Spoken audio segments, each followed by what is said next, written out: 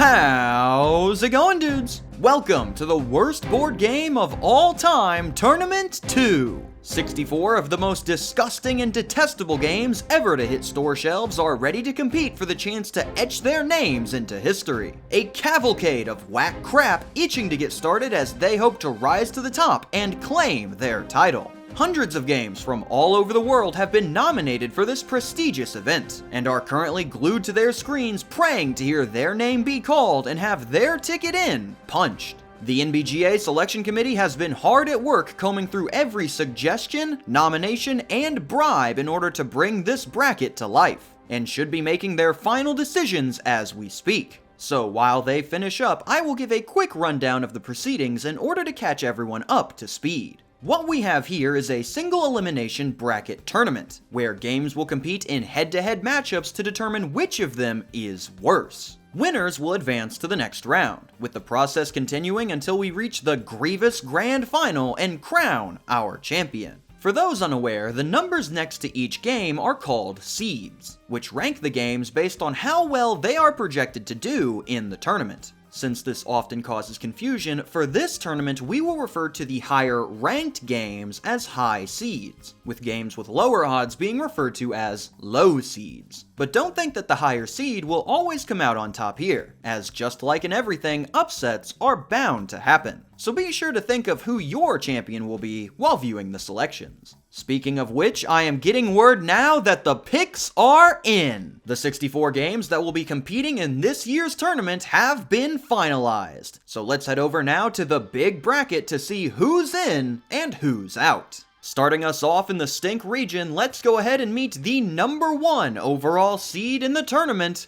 the video board game Rap Rat. The video board game Rap Rat is the 1992 title that sees players roll a colored die to move around a board collecting cheese puzzle pieces. While they attempt to complete their puzzle, the titular Rap Rat will chime in off of his VHS tape, penalizing players at random in an attempt to stop them from winning the game. The Rap Rat has an immense amount of haters, most of them focusing in on how the rat himself is a complete menace, dishing out horribly unbalanced penalties in addition to making his game one of the few on Earth possessed by an actual demon. But the title does have some defenders on its side, citing that the ease of play makes it a great kids game to just pick up and go, and that the stress caused by the timer and the rat keeps the game at a frantic pace. The rat will first be going up against the number 16 seed, Name 5.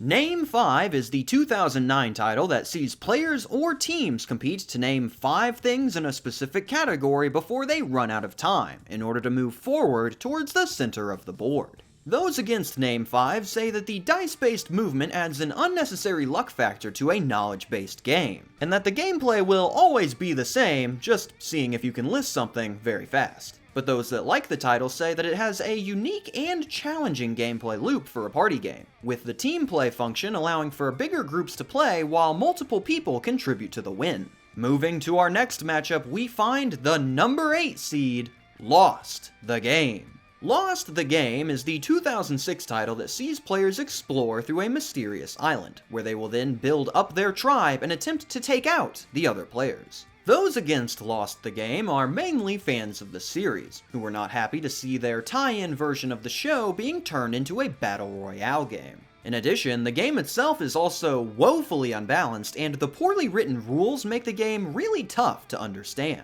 But those that love the game really enjoy how adventuring through the island is mysterious and dangerous like in the show, and how slowly building up and strengthening your party is pretty satisfying over a period of time. It will be going up against the number 9 seed, James Corden's Carpool Karaoke Game. The Carpool Karaoke Game is the 2019 title that sees players engage in a variety of musical challenges to earn points, all while under the watchful eye of America's favorite actor, James Corden.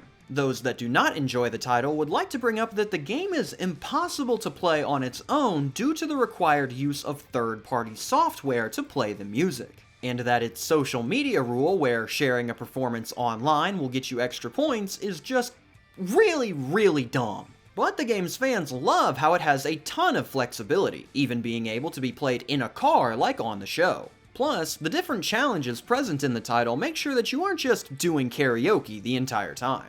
On to the next matchup, we find our first repeat competitor, the number 5 seed, the Vanilla Ice Electronic Rap Game. The Vanilla Ice Electronic Rap Game is the 1991 title that sees players construct rhymes on the rhyming board to earn points, with the winner being instructed to use the electronic beatbox microphone to rap out the full verse to their friends. Haters of the Iceman would like to mention that this is just an altogether abysmal idea, and in a game with hardly any strategy, decision-making, or general thought, the raps are somehow the worst part. But fans of the Iceman would like to mention that this is just an altogether incredible idea, and that it is literally impossible to not have fun while playing this with friends. The Thrilla of Vanilla will be taking on the number 12 seed by Spielet, the Poop Game. This Swedish title from 2010 sees players select their poop before racing around the board in an attempt to be the first to reach the toilet.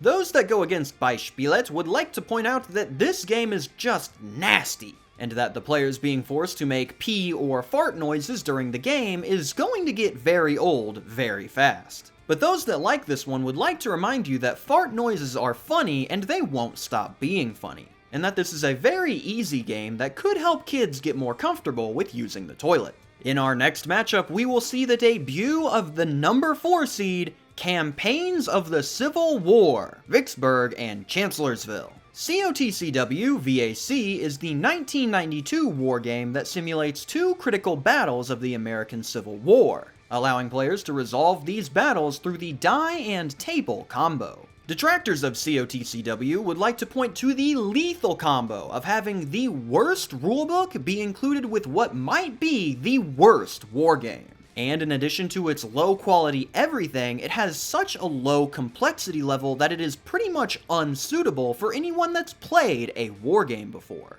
But those that enjoy the game love that its low complexity makes it a great starting point for new wargamers, and that its ability to be played solitaire makes it perfect for whatever pace you need to play at. For it to move on, it will need to overcome the number 13 seed, Tech Support. Tech Support is the 2005 card game that sees players try to maneuver through a tech support line in order to be the first to find someone that can actually help them, with the main shtick of the game being that you can only play cards in your opponent's hands. Those that do not enjoy dealing with tech support remark that all you do is draw a random card from another player's hand and hope you draw the winner. That's really it, while also mentioning that the deck is remarkably small for being a standalone title. But tech support aficionados mention that the game is much deeper than it first appears, due to both hand viewing and hand swapping effects. Plus, it feels really good when you manage to bluff your friends away from taking the card that they needed to win. With the top half of the Stink region revealed, let's bring in our color commentator Joshua Jacobs to see what he thinks about our opening matchups. Yeah, Cam, you already know which one I'm going to focus in on here because it's really the only one that I can look at and say, that right there could be a future champion.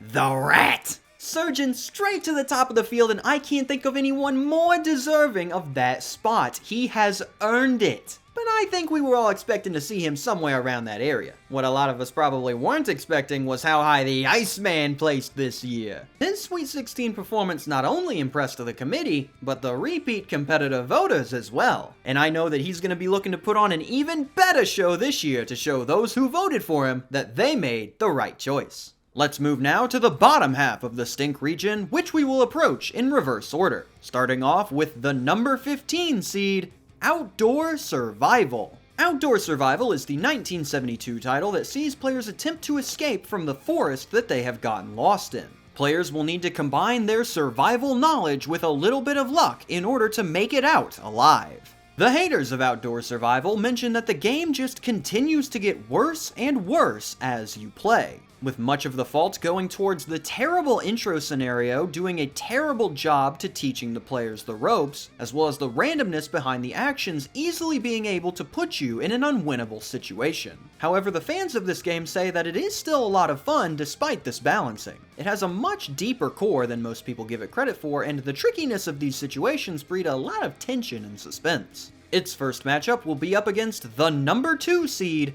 Monopoly Cheaters Edition. MCE is the 2018 title that breaks up the standard Monopoly gameplay by encouraging players to cheat in order to give themselves an edge. The game's numerous haters say that the title completely fails at implementing these cheating mechanics into a cheating game, as well as ruining old Monopoly mechanics by changing how they work and ruining some of the new mechanics by how poorly they implemented them. But the game does have some defenders who key in on how awesome the theme is with some great ideas and how it takes less time than your standard Monopoly due to the change in the win condition. Let's check in on our MCE Cam to see how he feels about his inclusion in this year's tournament. And it looks like he is positively thrilled, even getting himself a celebratory popsicle for the occasion. I can't wait to see what he has in store for us once this thing gets going. Our next matchup will see the number 10 seed, Who's Your Daddy? Who's Your Daddy is the 2001 title that sees players play as both men and women as they try to pin the paternity of their children onto other players in order to collect child support payments. Whoever can last the longest without needing to flee the country to avoid these payments wins. Those against Who's Your Daddy mainly lock on to that absolutely wild theming,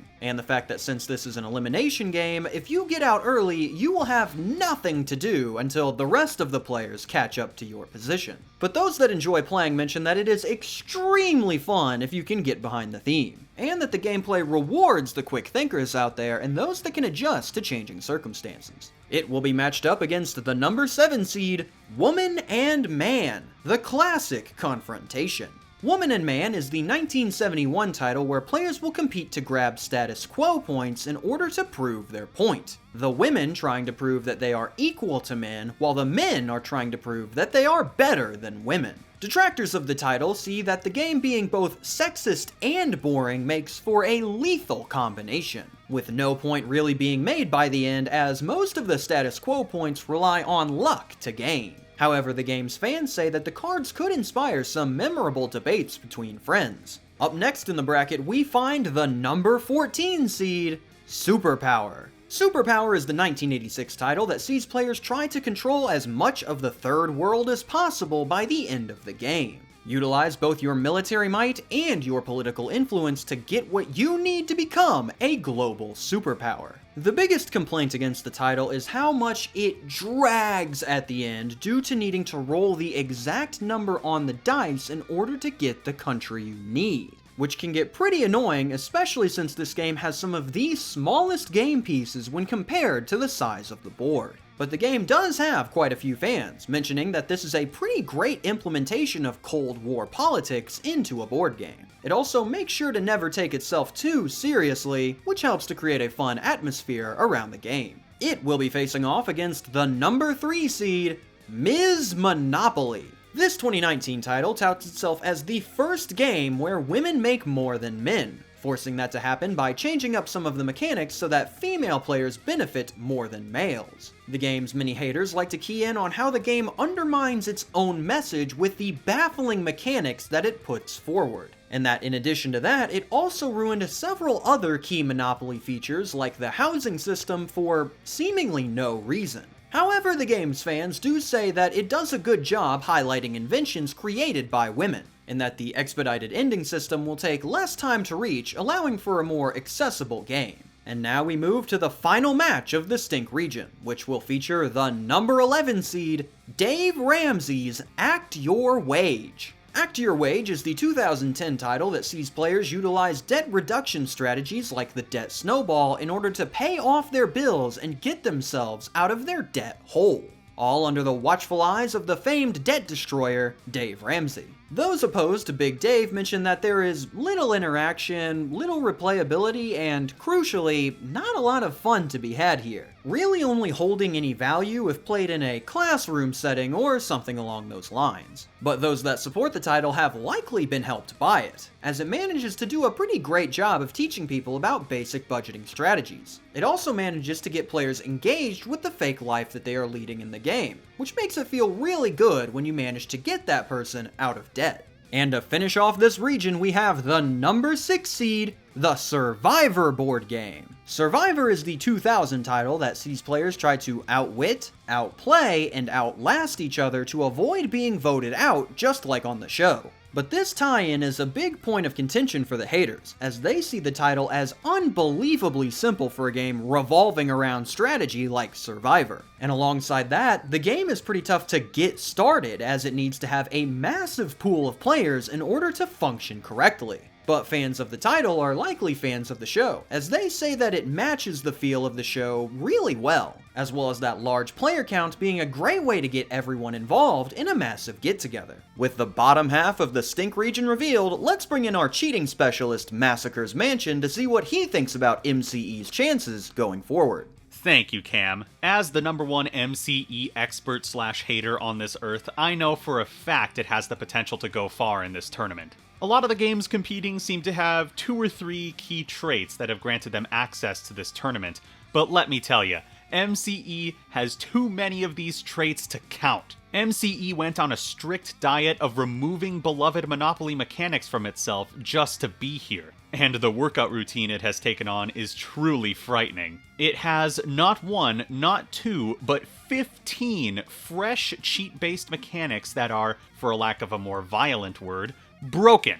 And when I say broken, not only do I mean completely overpowered within the gameplay itself, but they're also broken in the sense that they do not function properly at all within the game's written rules. Did that overpriced handcuff prop, which is attached to both the board and your wrist, accidentally cause you to completely flip the game board? Pay the toll, bozo. How many other competitors can say they have at least 15 different uniquely broken mechanics? I'm confident in MCE's ability to ruin the days of not just its players, but its opponents in this tournament as well. Well said. I'm sure that MCE is going to be quite the tough task for these titles to take down. But we still have 3 more regions to reveal before we can get started, and dozens of games are still waiting with bated breath hoping to hear their name called out next. We meet our next group of games when we reveal the Stank region when we come back.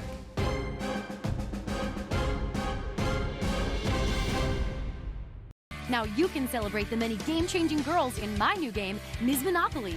Dream big, buy cool inventions, and own it all with new Ms. Monopoly. How will you change the world?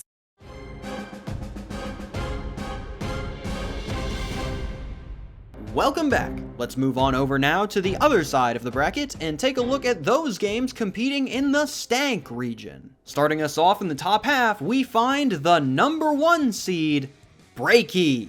Breaky is the 2003 collectible key game where players will buy packs of keys in order to do battle with an opponent, with the intention of permanently breaking that opponent's key in order to claim victory.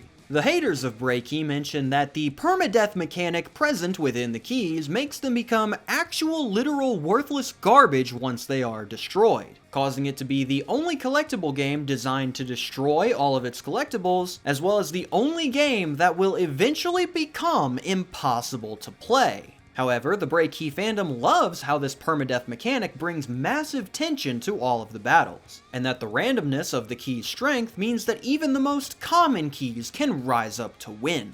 Breaky will be going up against the #16 seed, Shark Attack. Shark Attack is the 1988 game where players play as fish trying to escape from an automated shark coming to eat them by rolling a die in order to move forward. Haters of Shark Attack key in on how there is nearly no gameplay to speak of in this one. All you do is roll the die and hope your color comes up. On top of that, none of the players have any control over their fish at all. It all comes down to whether you or another player can roll your color to move forward. However, the game has a ton of fans from across the ages, mostly due to how hectic, stressful, and definitely fun this game can be. The more dramatic everyone acts about the approaching shark, the more fun is had by all, which is a perfect way to get a high-energy environment started quickly. In our next battle, we will be seeing the #8 seed, WW84 Wonder Woman card game. WW84 is the 2021 card game that sees players compete to see who is the real Wonder Woman, by using action cards to fight off the villains and rescue the innocent civilians. The Wonder Woman haters would like to point out that this game carries very little strategy. You get a card that works, you play it, and then repeat. They would also like to point out that while the art on the box is great, the pictures on the cards are terrible, really taking you out of the Wonder Woman experience. But the Wonder Woman fans love how the game forces players to work together even though they are trying to win it for themselves. And since the point totals on each of the chips you earn are random, the leader of the game is always kept a secret until the very end.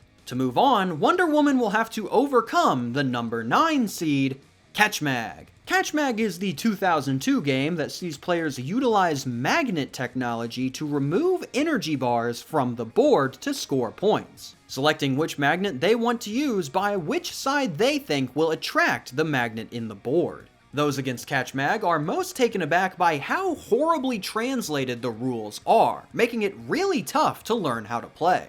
In addition to that, the special spheres accomplish very little despite how much they are hyped up, resulting in an altogether very boring gameplay loop.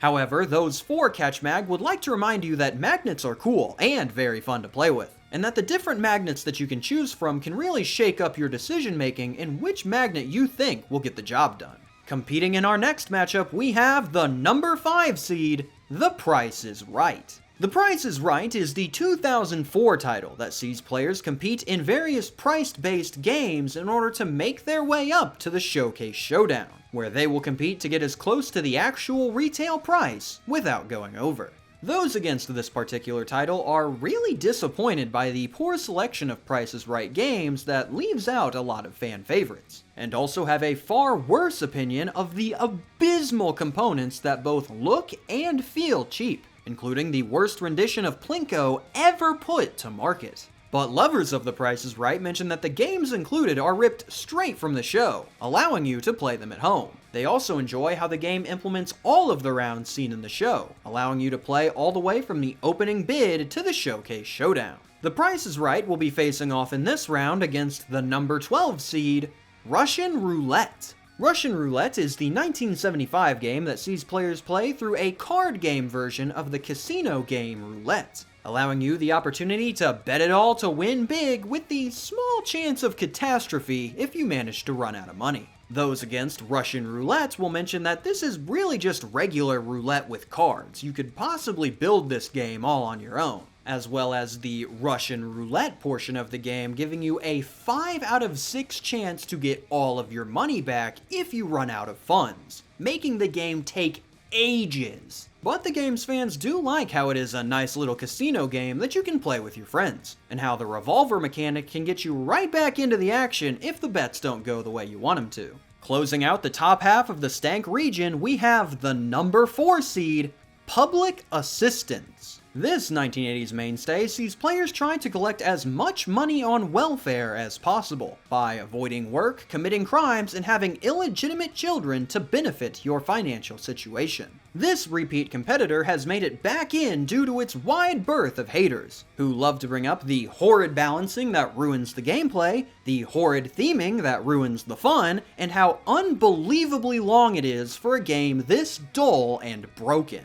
But as they all do, this game does have some fans, who see the game as quite funny with how it presents the theming, and with the different tracks making it pretty easy for the leader to drop that lead at any time. PA will be facing off in the opening round against the number 13 seed, Brexit, The Real Deal. Brexit The Real Deal is the 2019 game that sees members of the United Kingdom competing to win trade deals with other countries. Plan, bluff, and second-guess what used to be your allies as you try to complete your hidden agenda. Those that find themselves not in support of Brexit mention that there is little negotiation or bluffing in this negotiation bluffing trick taker, and that the strategy on offer here is very basic in its execution. Meanwhile, the massive wave of people in support of Brexit mention that the structure of the game places players at odds with each other, which will end up causing some pretty funny conflict. With the top half of the Stank region revealed, let's pass it on over to our gambling specialist, Chupo, to learn a little more about Russian Roulette.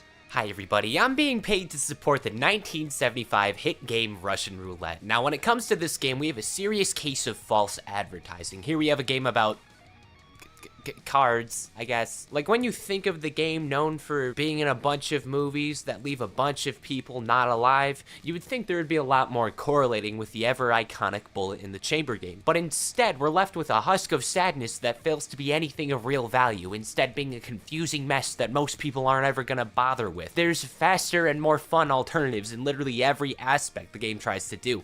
I feel lied to. I signed up for the wrong kind of Russian roulette, and with that, I'm proud of this. I hope so. I got about $40 riding on this winning, and I'm going to be very upset if that doesn't happen. I really hope that comes through for you, as a $40 bet at the current Vegas odds would be about a $6,800 payout. Moving down to the bottom half of the Stank region, let's go ahead and meet the number 15 seed, Pokemon Master Trainer. Pokemon Master Trainer is the 1999 game that sees players go on a Pokemon adventure with their friends, traveling around the Kanto region and strengthening their team in order to defeat a member of the Elite Four. Those that do not enjoy Master Trainer claim that the game's difficulty level is borderline cruel, with the endgame enemies being nearly impossible to beat with even the best teams, and the power-ups that your friends can use making the game pretty much unwinnable. However, fans of the title say that this is a fantastic experience that really encapsulates a Pokemon adventure, with every single one of the original 151 being available to catch in the game, and a surprising amount of depth and strategy being present within the mechanics. The Master Trainer will be entering a duel against the number 2 seed,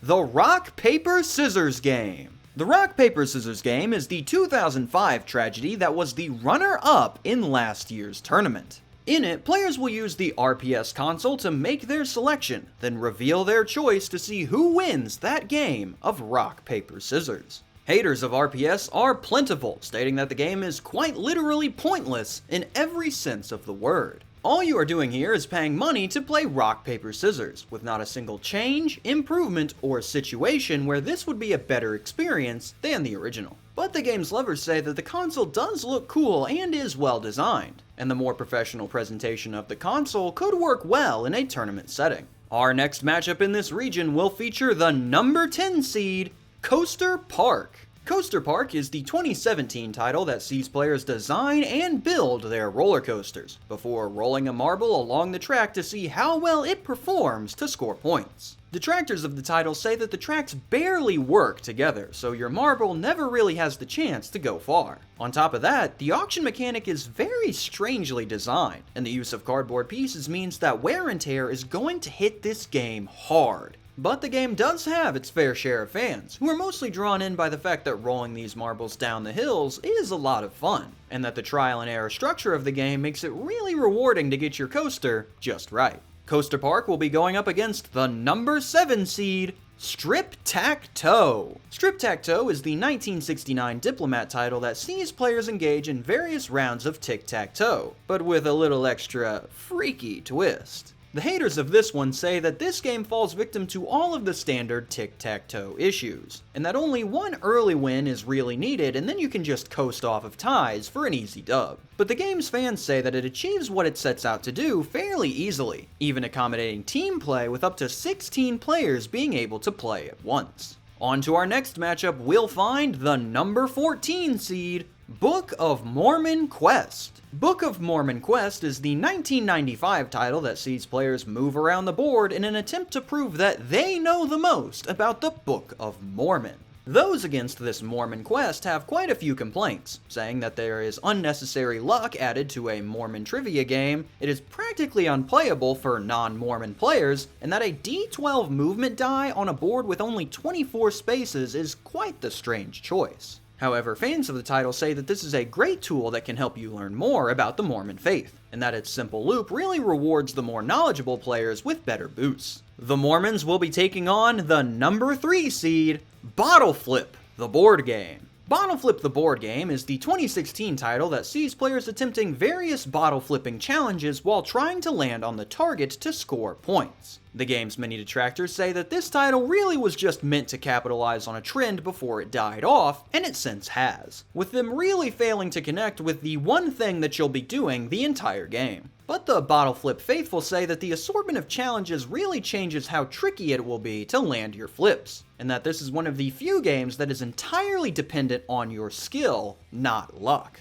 And moving us into the final matchup of the Stank region, we have the number 11 seed, Right or Racist. Right or Racist is the 2017 title that presents players with a variety of different stereotypes, tasking players with determining whether or not those stereotypes are backed up with legitimate statistics. Haters of Right or Racist mention that if there is any game that is likely going to end up with people getting into fights, it's this one, harping on how this is a terrible theme to implement into a party game and how the debate cards just throw the statistic angle out the window and have you get into a fight yourself. However, the game's fans say that the fact that it utilizes statistics makes the game a lot less of a he said, she said situation, and that it can spark conversations around touchy subjects and give a more engaging way to learn if you're willing to keep an open mind. It will be going up against the final game in this region, the number 6 seed, Mousetrap, Easier Setup. Mousetrap Easier Setup is the 2021 title that takes the complex trap building action of the standard game and makes it all take place prior to the start, allowing you to focus more on rolling the dice and trapping your opponent right from the get-go. The game's haters say that the fact that the trap is assembled before you start removes most of the appeal of the original title, and that somehow, despite the easier setup, the trap works even less frequently than in the original. However, the game's fans say that they love how the game's quick setup allows you to get right into that mouse trapping action, and that the quick gameplay loop means that you can run multiple games one after another for more quick action. Let's check in on the Mousetrap cam to see his reaction to securing his spot for this year.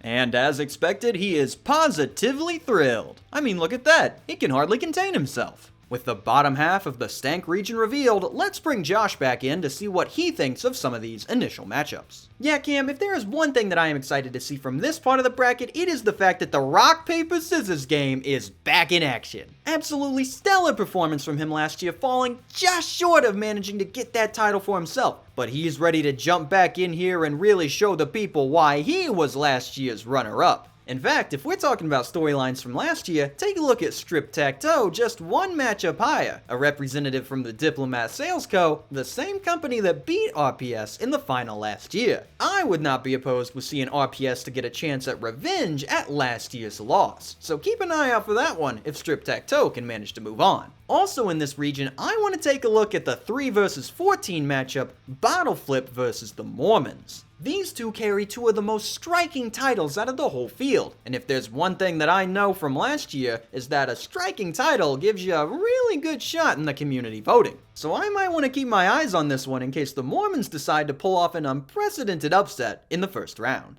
With the Stink and Stank regions revealed, we have now met half of the games that will be competing in this year's tournament. But with 32 slots still remaining, dozens of games are still watching on, hoping to hear their name called for their ticket in. We'll continue to meet the games by revealing the 16 competing in the Stunk region when we come back.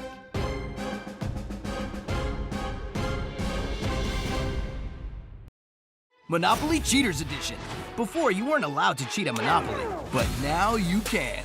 It's not just okay to cheat in this game, it's part of the fun. But get caught, and you're cuffed. What will you get away with in Monopoly Cheaters Edition from Hasbro Gaming?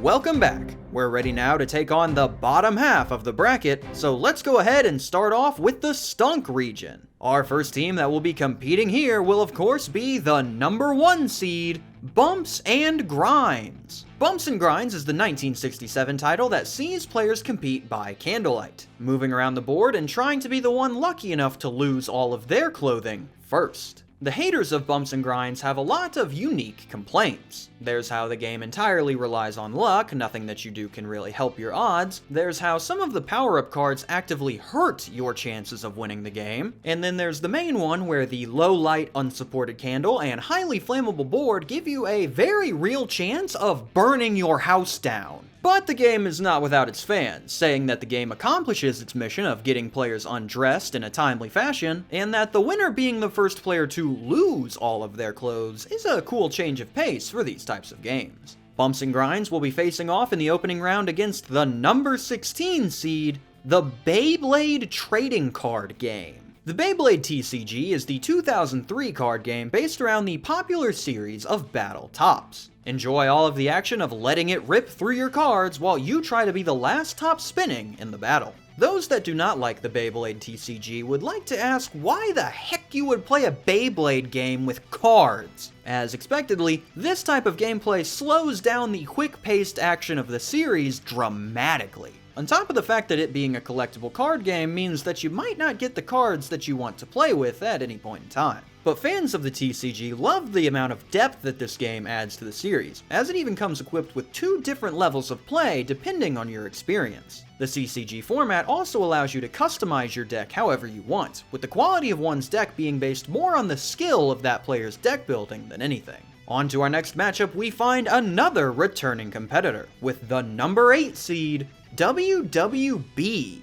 WWB, or World's Worst Board Game, is the 2011 title specifically designed to be the worst possible experience one could have while playing a board game. Players are tasked with numbering the cards from 1 to 100 themselves and then rolling one die over and over again until they themselves die, which is statistically more likely to happen than you actually finishing the game. WWB's haters really harp on the fact that this is the most miserable board gaming experience you could possibly imagine, with every mechanic being specifically designed to cause maximum torment and it being realistically impossible to finish in a single human lifespan. However, the game does have its defenders, saying that the game set out to be awful and managed to be just that with flying colors. On top of that, it is a good way to lock a friend into a horrible experience if you're looking to dish out some eternal torment. WWB will be going up against the number 9 seed, Rebs and Yanks. Rebs and Yanks is the 1995 card game that sees players take control of several battles during the American Civil War. Utilize your strategy, the cards, and the dice to see if you can bring back victory to your side. Detractors of Rebs and Yanks harp on the fact that this is a very simple trick-taking game with just a Civil War theme attached, with particular ire being drawn to how the different soldier cards make a very small impact on the dice combat, and how the game requires 2 dice to play but does not include them. However, fans of the game love how this is an easy game to pick up and play, with different rules being available for more advanced play options, and special settings being included to allow you to reenact the more famous Civil War battles. On to our next battle, we find the number 5 seed, What Shall I Be? The Exciting Game of Career Girls. What Shall I Be? The Exciting Game of Career Girls is the 1966 title that sees players move around the board attempting to become a career girl. Players can attempt to become many of the jobs featured at the upper echelon of female employment, like nurse, ballet dancer, or airline hostess. Those that do not support the career girls key in on how it is unabashedly sexist when compared to the boys' version, and how it is not even fun to play on top of that. However, fans of the game say that it is very funny to play in the current day, and that there are many different paths that you can take towards achieving your dream career. The career girls will be going up against the number 12 seed, Monogamy. Monogamy is the 2001 title meant for committed couples, as the 2 players will engage in various steamy actions in order to get to know each other better. Those that do not appreciate the title mention that it is very slow, it is extremely unlikely that you will manage to finish the game, and that there's an awful lot of eating involved with the proceedings. However, those that support Monogamy are numerous, mentioning that it achieves its target objective well, the fact that it's a 2-player game means that you'll only be playing with someone you trust, and that it's very likely that you will finish playing. To round out this half of the region, we meet the number 4 seed, Rat Splatter. Rat Splatter is the 2001 card game that sees players breeding rats in order to smash them with anvils later in order to score points. Those against the game Rat Splatter would like to ask, what? Rat huh?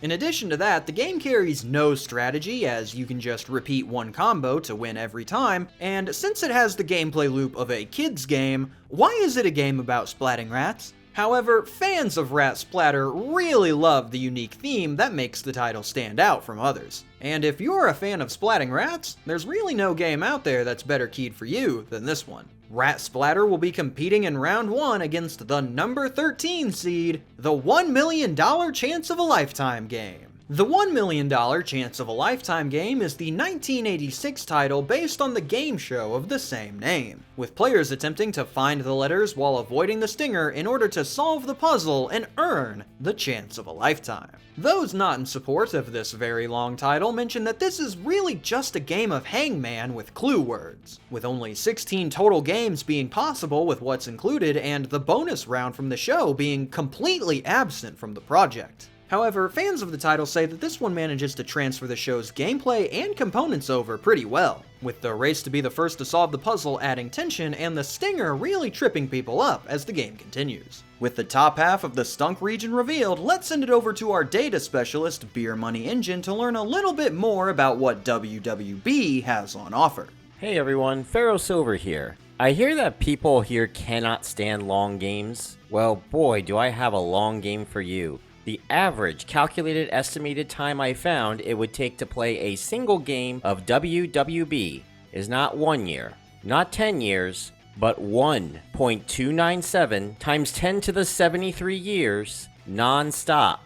And what would it take to finish this game, you may ask? You would need to roll a second 5 101 times in a row.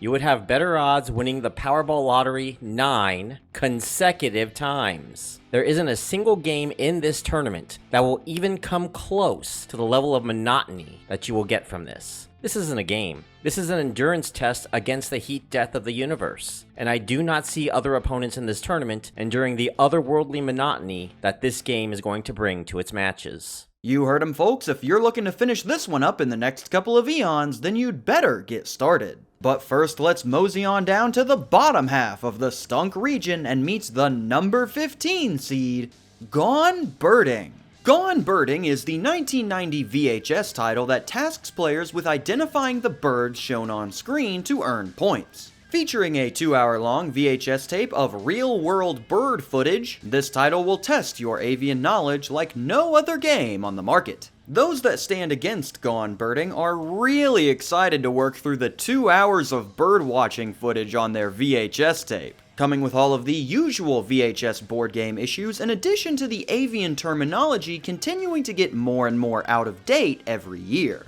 However, the game's fans say that this is a great way for bird lovers to refresh or test their knowledge, and that the multiple different skill levels allow you to switch up the game depending on your player's experience with birds. Gone Birding will be going up against the number 2 seed, Joel Harden's Mogul. Joel Harden's Mogul is the 2008 title that puts players through a realistic depiction of real estate management, forcing you to work through the scouting, purchasing, and paperwork associated with that position. Those that do not enjoy the Mogul compare it to if a Veilfisk project was published as a serious title, citing the unbelievable mechanics that are just as or more complicated than their real-life real estate counterparts. However, those that enjoy the title latch on to how it is the most advanced property management game on the market, and that the process of constructing, purchasing, and managing your real estate empire can end up enjoyable by the end. Featured in our next matchup, we find the number 10 seed,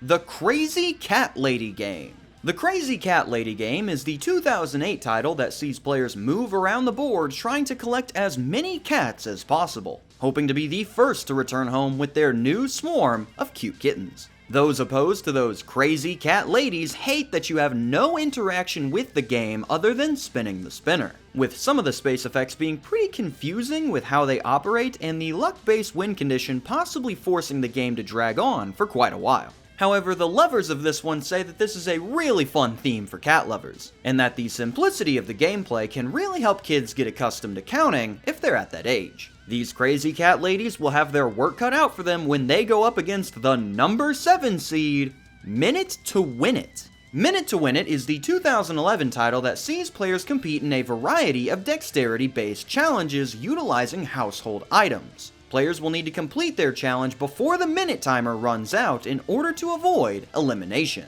Haters of Minute to Win It say that this one is borderline pointless to what it offers its players, as all of the components can be found for less at any Dollar Tree, and all of the game's challenges and more are available online for free. But fans of the game say that this is a quick and easy way to play some Minute to Win It games, and that it could make a pretty good gift to get for fans of the series. Moving now to the next matchup, we find the number 14 seed, Katalaika. Katalaika is the 2014 Kickstarter project that shows players what it would feel like to live as a member of the stellar consciousness of a galaxy. Master planetary engineering and befriend multidimensional predators as you try to build a culture rich enough to become a member of the elite. The haters of this particular title have a number of complaints, saying that the rules are close to incomprehensible, the player elimination is decided by the player being eliminated, and that the whole Kickstarter campaign was an unmitigated disaster. However, the fans of Katalaika have an equal number of points supporting it, saying that the game as a whole is simply beautiful, the unique gameplay and interconnecting mechanics in this one are not seen anywhere else, and that the whole Kickstarter campaign was in fact very funny. Katalaika will be facing off against the number 3 seed, the Campaign for North Africa, the Desert War, 1940-43. TCFNA TDW 40-43 is the 1979 war game that sees players work through the North African campaign of World War II. The title being regarded as the most complex war game ever designed, partially due to how it can take up to 20 years to complete one game. Haters of the Campaign for North Africa, the Desert War 1940-43 love to key in on how the game has never been finished even a single time, and that even if you enjoy the theme, it has a genuinely malicious design that holds a borderline contempt for its players. But the game's supporters say that this is a fantastic artistic item that helps players learn more about the real campaign, and that the level of historical accuracy present in the title is unmatched anywhere else in the space. For the final matchup in the Stunk region, we find the number 11 seed, Gone with the Wind, the game. Gone with the Wind, the game is the 1993 title that offers players 8 separate board, card, and trivia games within the box, all based around the 1939 smash hit film, Gone with the Wind. Those against the title did not enjoy how there was 8 bad games all wrapped into one convenient package, and also didn't like how the game's cards are so poorly designed that they are not usable outside of the title like advertised. However, the fans of this one say that the game brings a lot of bang for your buck in the cost to game ratio, and that each game included with the title is completely unique, featuring different mechanics. No repeats here. Gone with the Wind will be competing for its spot against the number 6 seed, Mr. Bacon's Big Adventure. Mr. Bacon's Big Adventure is the 2009 title that sees players go on a mad dash through Meatland, spinning the spinner to move along the meat spaces in order to be the first to reach the frying pan. Those that hate Mr. Bacon also hate his brain-dead spinner movement mechanic, especially with how it can take longer than its brain-dead spinner counterparts due to the various start-over mechanics present in the title. In addition to that, the Meat Feast alternate game mode is a genuine danger to your physical well-being, due to how the game forces you to eat various types of meat for every space that you land on. However, the game's fans love how the cards shake up the gameplay and add new tactics, how there is more player agency as other players can end up sabotaging you, and how the Meat Feast is just completely ridiculous and totally awesome. Let's check in with the Mr. Bacon Crispy Cam to see his reaction to the wonderful news. That's about what I was expecting, sitting down to enjoy a nice can of nondescript advertiser-friendly beverage. Delectable. With the bottom half of the Stunk region revealed, let's bring Josh back in to see what he thinks about our opening matchups. Yeah, Cam, and you know I gotta be excited for the return of one of the best competitors to ever hit the bracket, the Campaign for North Africa, the Desert War, 1940-43. I think it's got another great run in store for us this year, and I cannot wait to see it get out there and get started once this tourney gets going. But in terms of the matchups that we got going on here, I want to take a look at the matchup one step higher at the 6 versus 11, Mr. Bacon versus Gone with the Wind. Now, Mr. Bacon is going to be a tough competitor to beat due to the experience he got from last year's tournament, but you can't write out Gone with the Wind yet because it has a lot going for it too. How many games have you seen in this tournament that have 8 bad games all wrapped into one box? I know Mr. Bacon has a lot of hype behind it and is quite heavily favored in this matchup, but if it goes into this matchup not carrying its A game and underestimating its opponent, we might be seeing one of the fan favorite competitors leaving early on a brutal upset. So you might want to keep an eye out on this matchup for the future. Well said, Josh, and we have now revealed 48 of the games that will be competing in this year's tournament. And with only 16 slots remaining, any game whose name has yet to be called is now holding their breath, hoping that they will be one of the few to take those remaining spots. We uncover who's in and who's out as we reveal the games competing in the Stonk region when we come back.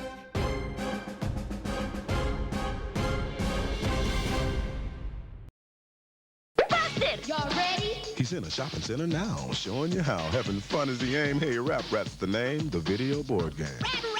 Rap! For kids who just want to have fun, so turn on your set, slide in the cassette and play.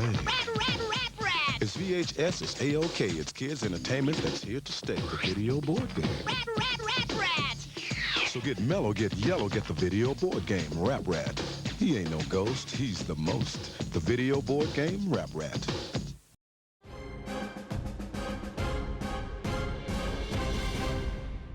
Welcome back! It's time to meet the final 16 games that will be competing in this year's tournament as we move down to the Stonk region. Starting off in the top half, we meet the final number 1 seed, the Lord of the Rings Board Game Trilogy. The Lord of the Rings Board Game Trilogy is the 3-game set from the 2000s that sees players lead the Fellowship on their adventure through Middle-earth. These games each follow the events of their respective movies beat for beat, and can be combined together into one board to form one complete adventure. Haters of this trilogy do not like that, since each game follows the events of their movie exactly, every game will play out exactly the same, leaving players with titles that they can play a total of 1 time before they see everything that the game has to offer. Fans of the trilogy do enjoy how the games manage to convey the story of the trilogy very well though, and also appreciate how the beautiful components and the fantastic boards manage to help you get invested into the setting. These 3 titles will be facing off against just one in the number 16 seed, Walt Disney World's Magic Kingdom game. The Walt Disney World Magic Kingdom game is the 1972 title that sees players adventure around a 3D board version of the Magic Kingdom at Walt Disney World. Players receive their tickets for the attractions that they would like to go on, and the first player to use all of their tickets wins. Haters of WDW MKG do not enjoy how much of a pain the board is to set up due to the 3D aspects, and also find that traveling around the park itself is very dull due to the little choice you have in your moves. However, lovers of the game really enjoy how it allows you to visit your favorite Disneyland locales from home, and also enjoy the board's beautiful 3D design and moving parts like the monorail. Our next matchup in the region will feature the number 8 seed, Hasbro's Payday. Hasbro's Payday is the 2000s remake of the original 1974 budgeting game, where players must figure out how to deal with the various bills and expenses that they will accrue over several months in an attempt to end the game with the most money. Haters of this version of the classic mention that the game's balance has been completely ruined due to the decision to increase the income amounts while keeping the cost the same, meaning that players will be drowning in cash quickly, which removes the tension that made the original so intriguing. However, fans of the title say that it still carries the key Payday aspects that made it a classic, and that the game being more lax on the financial strain it puts on players allows them to take more risks during the game. This title will be going up against the number 9 seed, Kong Skull Island game. This 2005 tie-in with the movie of the same name sees players move around the 3D game board, first trying to find Kong and then trying to save him during his rampage in New York. Those opposed to the Kong Skull Island game really don't have a lot to hate on, with the game practically playing itself due to the spinner-only movement, and the fact that the entire first half of the game becomes meaningless because everyone goes to New York at the same time. However, fans of the game say that if looks could kill, this game would be fatal, as the fully assembled 3D board does end up looking really cool, and that the high-quality Kong figure included with the title for sure being the star of the show.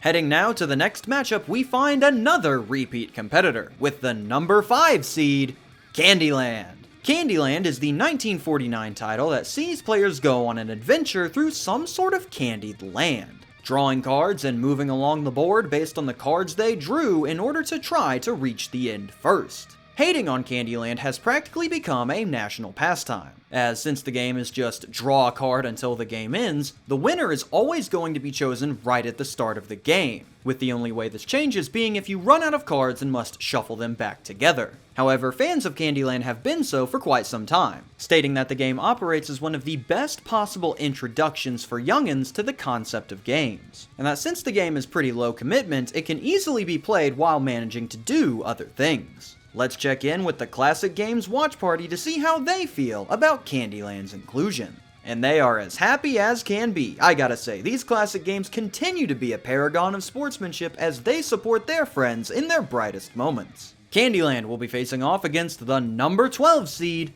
Target, the Game of Life. The Game of Life Target Edition is the 2023 title that sees players move around the board by spinning the iconic spinner, attempting to be the first one to fill out their shopping list and check out with the most money. Those that do not enjoy this Target title say that it is a horrible rendition of the Game of Life. Featuring confusing rules and a baffling theme integration, it is an unreasonably boring experience throughout the entire ordeal. But Target lovers everywhere like how this is an interesting new take on the Game of Life gameplay, and enjoy how there is more player choice and strategic options than in the original. Let's go from one watch party to the other as we see how the Game of Lives are taking this new information.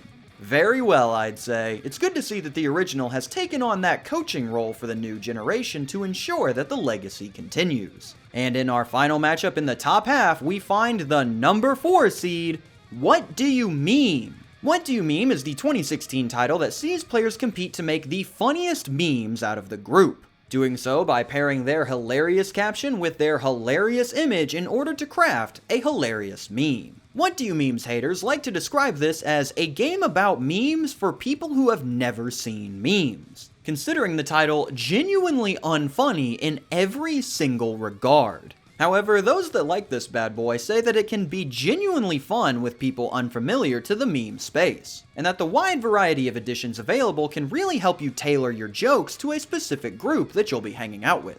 What Do You Meme will be competing against the number 13 seed, Dad Joke Face-Off. Dad Joke Face-Off is the 2019 title that sees players sit right across from each other as they take turns telling each other jokes. Read your selected joke off to your opponent, and if they can't stop themselves from laughing, you get a point. Haters of Dad Joke Face-Off say that an entire game based around jokes meant to get old is going to get old. Shocker. On top of that, the less fun you are having, the better you perform in the game, which creates a really weird scenario where the game is practically begging you to be bored. However, those that enjoy the face-off say that the included jokes definitely live up to the title, and the fact that this can be played either 1v1 or with a wider crowd, giving you a lot of options in regards to how you want to play the game. With the top half of the Stonk region revealed, let's bring Josh back in to see what he thinks about our initial matchups. Yeah, Cam, I am currently looking at one of the games that I have been waiting to see throughout the entire show. The meme machine is back.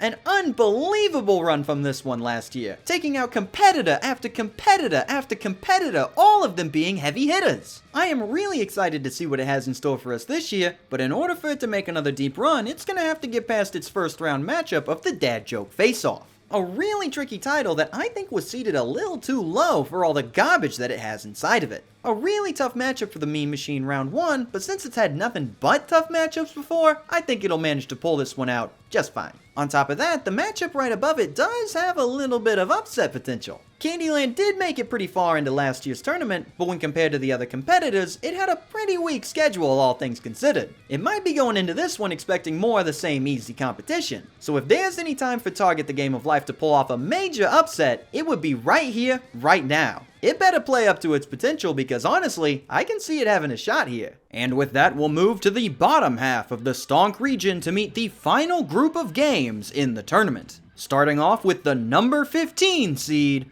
Big Nate's Detention Dash. Big Nate's Detention Dash is the 2012 title that sees players take the roles of Big Nate and his friends, as they try to maneuver their way around the school collecting their report cards and avoiding detention. Haters of Big Nate say that this one doesn't really have a lot to it since the winner will always come down to whoever rolls the best overall. And on top of that, the physical challenges given out by Coach John are inevitably going to upset some of the less athletic players in your group. But those in support of the game say that it absolutely nails the feel of the Big Nate comics, and that the cards add a little bit of strategy to what plays you are going to make during your game.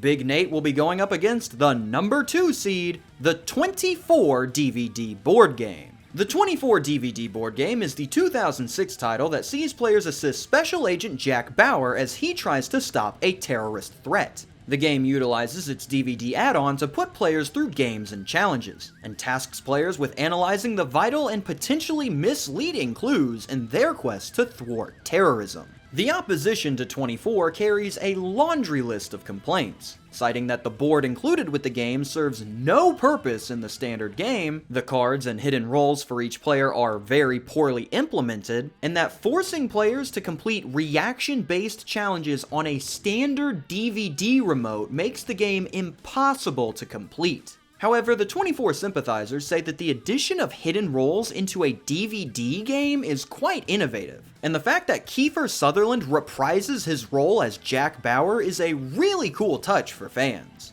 Inside of our next matchup, we find the number 10 seed, Men Are From Mars, Women Are From Venus. Men Are From Mars, Women Are From Venus is the 1998 title that sees players answering multiple choice questions that deal with provocative and sometimes sensitive topics, with points being awarded to the other players if they can correctly guess which answer that player will choose. Those opposed to this title are adamant that the questions are far too personal for just a light get-together, and also mention that this title might end up starting fights if these personal questions go poorly enough.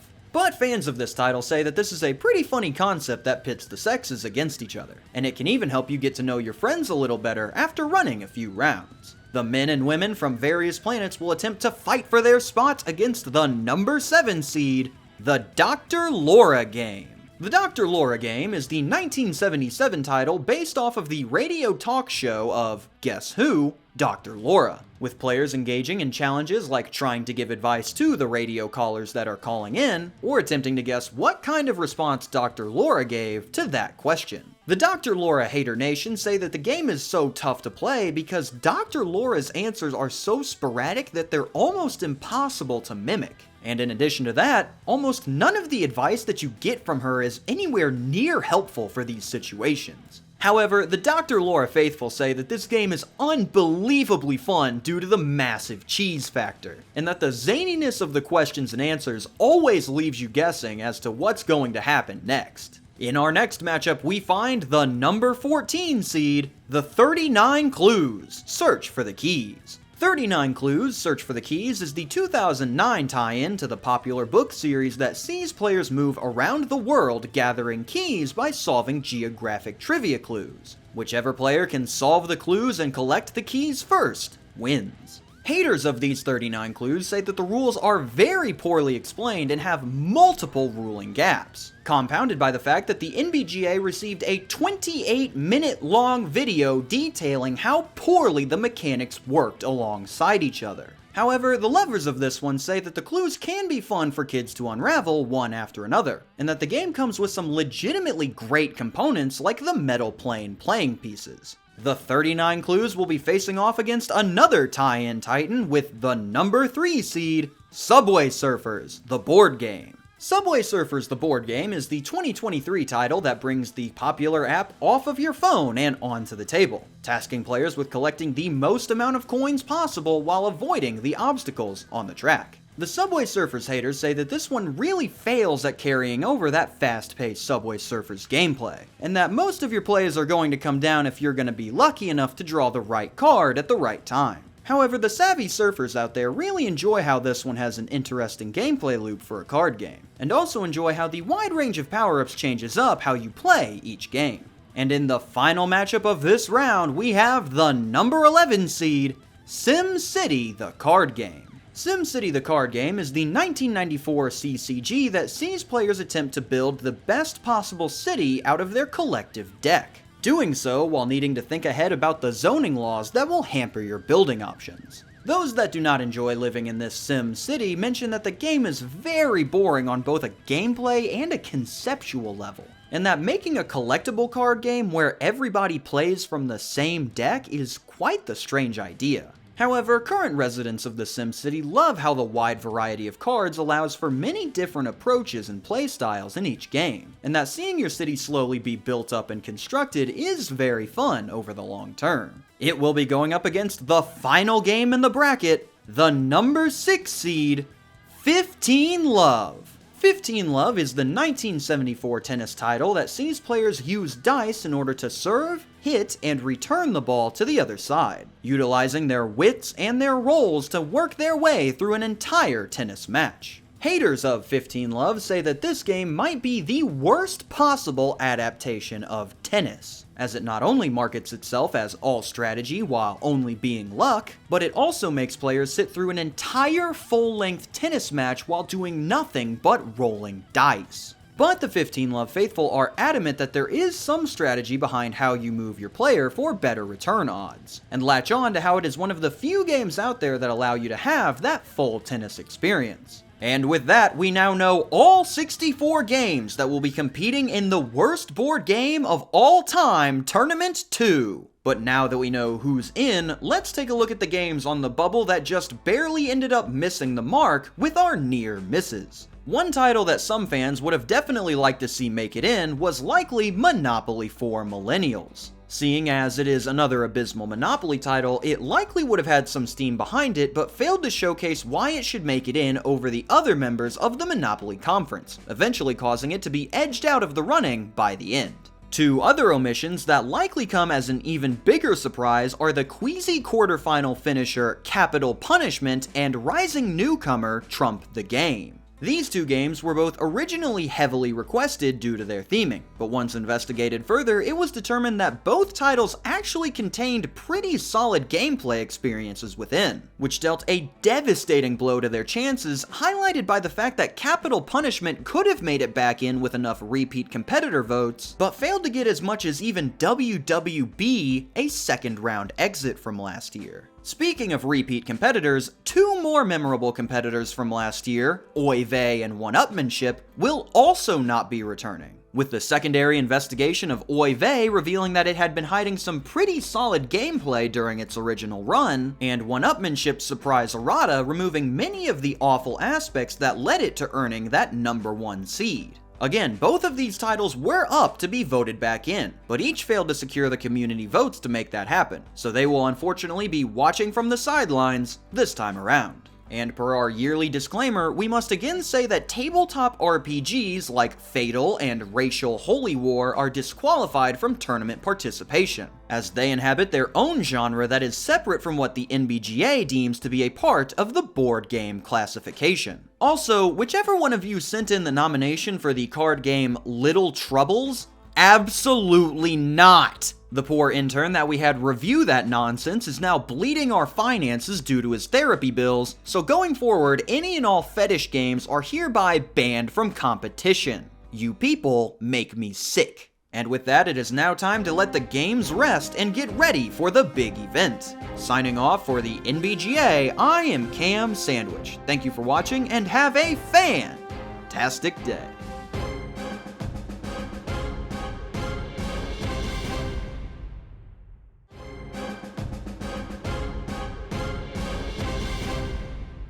How's it going, dudes? Welcome back to the worst board game of all time, Tournament 2. We have officially reached the end of the opening round, and 32 of the worst board games from around the world have found themselves eliminated from contention, while our remaining titles all take one step closer to taking home the crown. But which of these games will be moving on and which will be heading home? That's what we're here to find out with the official declaration of the first round results, as well as a little bonus. See, as the games continue to get further and further into the tournament, it becomes ever more important that you know all you need to know about them so that you can be an informed voter. So what we'll also be doing here is clearing up some misconceptions about some of our competitors for the public good. As per usual, I'll be joined virtually by my color commentator, Joshua Jacobs. Pleasure to be here, Cam. I cannot wait to see which games have already managed to mess up people's brackets.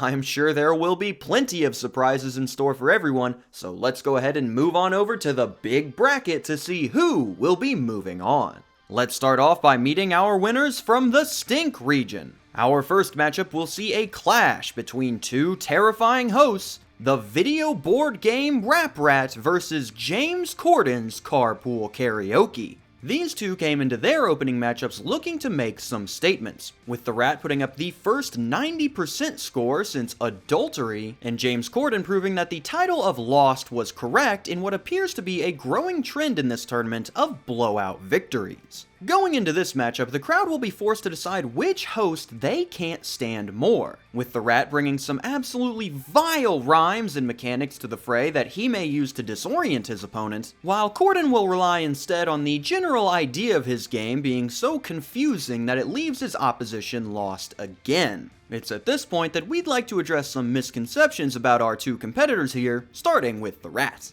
People have been whispering that the only reason that this title is in this position is due to the Rat's influence and the possessed aspect. And while those do play a key part, a big portion of the Rat's game comes from the fundamental negatives in his game's design. The gameplay is just rolling the die over and over. The only way that you can win is through luck, and the balance is some of the worst that we have ever seen due to the penalties. Penalties such as stop playing and put your hands on your head for 1 minute in a 10-minute game, return every single piece of your puzzle with 30 seconds left in the round, and miss an amount of turns equal to your age. I recently managed to time that one out, and anyone around the age of 18 will have about 1 minute left to finish their puzzle, while anyone over the age of 25 instantly loses right there. At the same time, there does appear to be a James Corden misconception that the game could only be played through an app that is now discontinued. This is not quite true, as any third-party software that plays music will be able to get the Carpool Karaoke adventure started. However, the fact that the game cannot be played using the components inside of the box is its own special issue that voters will need to consider. Moving on to our next matchup, we'll find an exciting bout between the Vanilla Ice electronic rap game and Campaigns of the Civil War, Vicksburg and Chancellorsville. These two games have made it to the second round on much less dominant wins, with COTCW delivering a sizable but not blowout victory in its match, and the Iceman coming off a rough start in its contested win against Beispielet. Both titles are looking to turn up the heat in this next round to get some momentum behind them going forward, with the Iceman falling back on his abysmal rhymes in hopes of turning the crowd back to him, while Vicksburg and Chancellorsville rely on their low-quality components and rule sets to give them a competitive edge. With the top half of the Stink region covered, let's go ahead and move down to the bottom and meet our next two winners, Dave Ramsey's Act Your Wage versus Ms. Monopoly. This clash between the famed debt destroyer and the self-made investment guru herself is coming off the back of two beatdown victories. Dave Ramsey securing a massive upset in the opener with little effort, and Ms. Monopoly recording the first 90-point performance by a non-number 1 seed in tournament history. This financial fistfight is going to be quite the tough task for Big Dave to overcome, as Ms. Monopoly is in possession of an absolute arsenal of bad decisions that have set the game up well with a terrible foundation. However, the public does seem to be resonating with how the fact that Act Your Wage exists at all is quite the saddening thought. So experts are expecting him to attempt to use this angle to catch Ms. Monopoly off guard and try to snag an early lead. With no misconceptions on what these two have to offer, let's go now to our final matchup of the Stink region, Woman and Man, the Classic Confrontation versus Monopoly Cheaters Edition. These two titles both swept up their first round contests rather easily, posting convincing wins for their seeding and marching into this second round bout looking to capture a true statement win. Woman and Man has found some success early leaning on its sexism angle to get the job done, and it has worked quite well so far. However, it is going up against a game that is a lot deeper in its mistakes with its mechanics, MCE managing to biff numerous parts of its execution, which has led to the development of its strong offense. We anticipate that Woman and Man is going to stick by its most potent offensive aspect for this upcoming match, but if it can manage to branch out into showcasing how boring it is on top of that, we might have ourselves a much closer contest than first projections show. With the Stink region's second round matches set, let's bring Josh in to talk about the matchups he would like to see take place in the terrible third. Yeah, Cam, I'm gonna end up going a different route here because I think everybody already knows what matchups I'd like to see take place. Put those bad boys up on the screen and imagine the utter chaos that we would see take place here. An all-time rap battle mixed in with some family drama, you couldn't hope for any better than this. So instead, I'm going to take a look at each of the other games and analyze their chances of shaking things up with a crazy upset. Starting off, let's look at Big Dave. A great first round showing, some real unique cons that help him out here, a good chunk of supporters behind him, and I think he's gonna get killed out there. Look at Ms. Monopoly's performance in that first round and tell me that this isn't a game that can go far. I mean, she's putting up adultery numbers out there. I like Dave, it's great to see him move on, this man is going home. Moving up, let's take a look at COTCW. Now I said upsets earlier, even though this guy is higher seeded than the Iceman, and that's because I think the thriller of Vanilla still might be the favorite here. Sure, he got out to a real slow start, but that was against the Poop Game, a title that you cannot consider a weak opponent after it played its heart out in an incredible performance. Meanwhile, VAC couldn't even crack 70 against tech support, a worthy opponent in its own right, but nowhere near the level of the Poop Game. I think that if COTCW really wants a shot at this next round, it's gonna have to do better than that, because after Vanilla's wake-up call in round 1, he's gonna make sure that he comes out ready to play in every match he's got left. Moving down again, let's take a look at Woman and Man. One of the hottest underdogs from our misogyny region, Woman and Man is looking for a real statement win to show that it is the real deal. And unlike the other two, this one has some real hype behind it with an easy to understand game plan. So you'll find plenty of people willing to give this one a shot, it just depends on if that crowd is going to be big enough to make a difference. Finally, take me up to the very top so that I can see who I think has the best shot at messing my bracket up good, James Gordon. I am quite scared that the Rat might be encountering one of the most white-hot games in the tournament in just round 2. With a near universal hatred for the man on the cover, the carpool karaoke game has a real chance to make it quite far into this tournament if it can manage to get past the wall that is the Rat. But that in and of itself is no small task. Definitely want to keep your eyes on this one going forward. Thank you, Josh, and with the Stink region revealed, we have gotten our first taste of what the second round of the tournament has in store for us. But with 24 winners still left to announce, let's go ahead and move on over to the Stank region and check out the matchups that will be happening here. Starting off in the top half, we find our first matchup of this region, Breaky versus WW84 Wonder Woman card game. Both of these competitors are coming off what you could consider solid victories, with Wonder Woman putting together a good score over Catchmag and Breaky setting a new tournament scoring record with a staggering 97%. Seeing this development, WW84 is going to need to lean hard on its gameplay to maybe not get atomized like Shark Attack, as the current Vegas odds are putting Breaky at a solid 99.9% chance of victory, a perfect opportunity for bettors to get some really good odds if they're looking to throw their money away. But before we can start this match off, we first need to clear up some misconceptions about Breaky, as an investigation into the game by several independent reporters has revealed 3 new details that could influence voters. 1. The broken bits of Breakies that are left over from the battles are recyclable, which could reduce the amount of them that end up in landfills if players know about and have access to recycle services.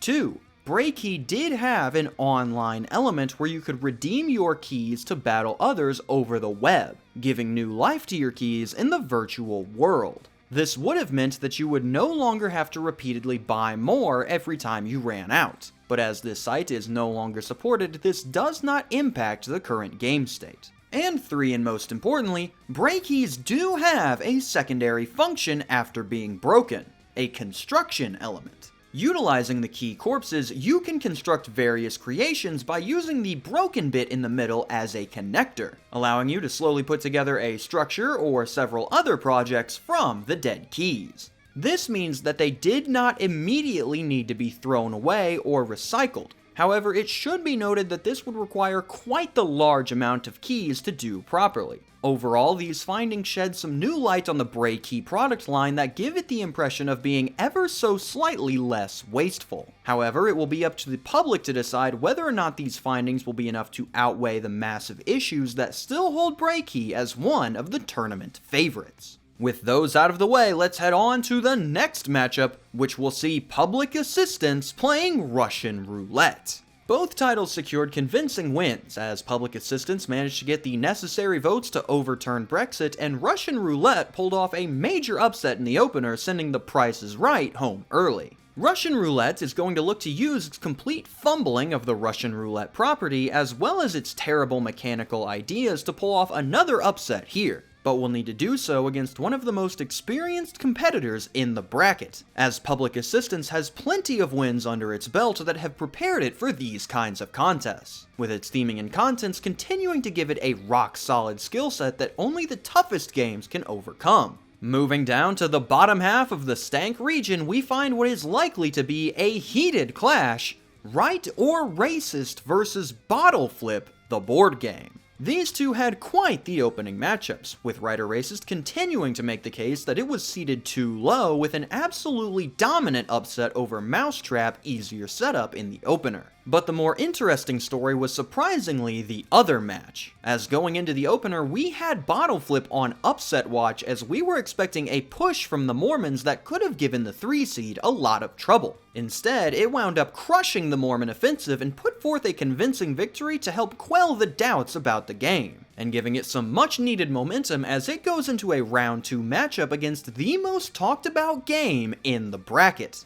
Bottle Flip is leaning into its placement in the pointless quadrant of the bracket well, with RPS comparisons aplenty describing it as a waste of money. But Right or Racist is flying high by eliciting a genuinely angry reaction from voters, knowing that if it can control the emotion game, it will have a distinct advantage in the polls. But now it is time to clear up some misconceptions about these titles, starting off with Bottle Flip. The main misconception about this game is that it only comes with the bottle and the target, thereby making it a genuine waste of money. However, the game's main draw are the challenge cards that force you to throw the bottle in more difficult ways in order to earn points, and the decision of whether to attempt the challenges yourself or force an opponent to try them in hopes that they will fail. Whether these cards give the game enough of a purpose to warrant its creation is up for the voters to decide, but they are included in the game. As for Right or Racist, strap yourselves in. The discussion over this game has been tantamount to talking about a cryptid, with rumors swirling around for the game's tone, message, contents, and whether or not the cards are even just made up. So after looking further into it and stumbling across the game in the wild, here's what we've got. Right or Racist is a true-false trivia game that is tasking players to identify whether statements are made up or not, similar to games like Fact or Crap. The theming of the game is meant as a humorous jab at how the nation had continued to split into 2 distinct sides following the 2016 election, as reported by its creator. It is not trying to push any political narrative about stereotypes itself. The facts on the cards mainly refer to laws from other nations or statistics from reports, with the only fabricated information coming on the cards that are meant to be false. As for these true-false cards, they do not exist to determine for a fact which of your friends are actually racists or snowflakes. They are trivia meant to trip people up so that you can humorously call them that if they get it wrong. We at the NBGA felt the need to address this, as it seemed like many people wanted this game to be something that it wasn't, a game that is looking to push a particular political agenda like Public Assistance. Now, with all that addressed, you might be wondering why this game qualified for the tournament at all. And while the crass theming definitely played a part in the game getting nominated, the debate cards are the main aspect that got it in. The debate cards remove the trivia aspect from the game and take a whole new approach, presenting controversial political statements from recent topics like US immigration policies or the intent of particular groups, and telling you to give your opinion on the subject to the group you are playing with, after which they will respond to your answer. As we have just established that the rest of this game is meant to be a lighthearted true-false trivia romp, this is a tonal whiplash that is going to completely derail the simple nature of the game up to now, in what we would consider one of the worst ideas for a mechanic in a party game ever made. The issues that the game tells you to debate are serious topics that should be handled tactfully in an appropriate setting, so forcing players of what could be completely different backgrounds to just jump into them in a standard social setting where drinks could be involved is just asking for trouble. Heck, the copy that I found was in a bar! So while Rider Racist does not carry the problems that many had hoped that it would, it does still have very unique structural issues within its components that upend the game into some kind of tonal vortex. So don't go thinking that just because this bad boy is down, it's out, as it still definitely has the chance to make some big plays going forward if it can get past this bottle-flipping fiend. And with the lecture out of the way, we can finally approach our final matchup of the Stank region, Strip-Tac-Toe versus the Rock, Paper, Scissors game. Continuing our streak of beatdown victories, Strip-Tac-Toe wasted no time in showing CP that it was not here to be sent home early, with RPS doing the same to the tune of the second highest scoring performance in the opening round.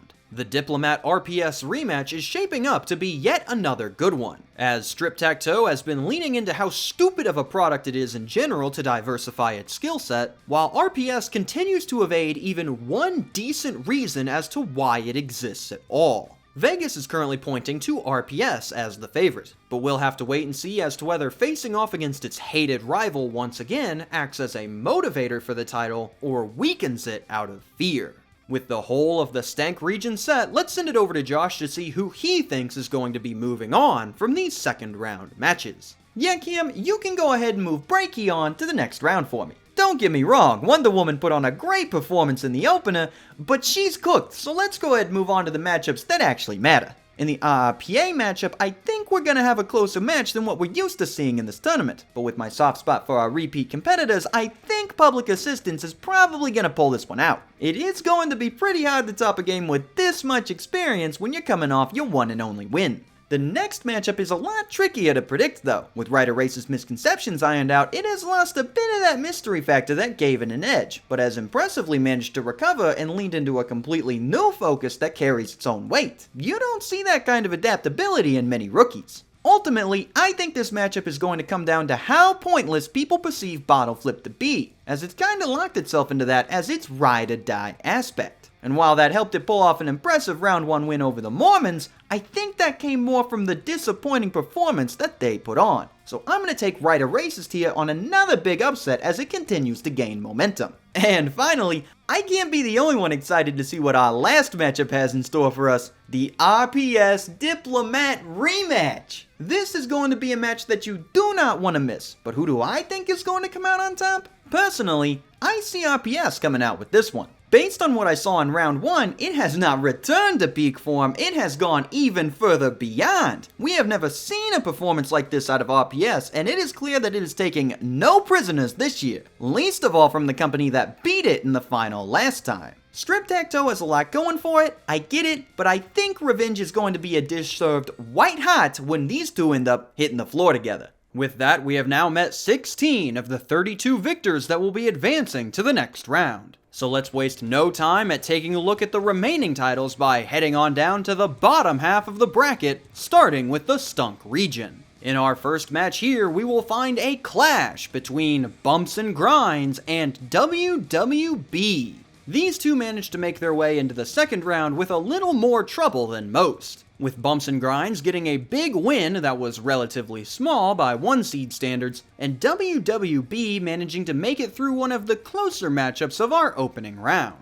Both games are going to be looking to build off of their opening wins in order to get some momentum flowing for the future, with Bumps and Grinds looking to diversify its focus into its gameplay to be less reliant on the arson angle, and WWB trying to win back public approval as they begin to turn to the same try-hard angle that got it eliminated last year. On to our next battle in this region, we find a bout between What Shall I Be, the exciting game of career girls, and Rat Splatter. Both games had a pretty similar outcome in their matchups, getting some pushback from their opponents, but overall having a pretty easy time working through to the next round. With both games mainly relying on their themes to carry them forward, we are expecting an interesting matchup here for sure, with the career girls expected to use their prior tournament experience to take an edge over the rookie phenom of Rat Splatter. Speaking of, we've had many requests to clarify what Rat Splatter's gameplay consists of on a deeper level, so we'll take some time to clear up any misconceptions there. Trust me, it won't take long.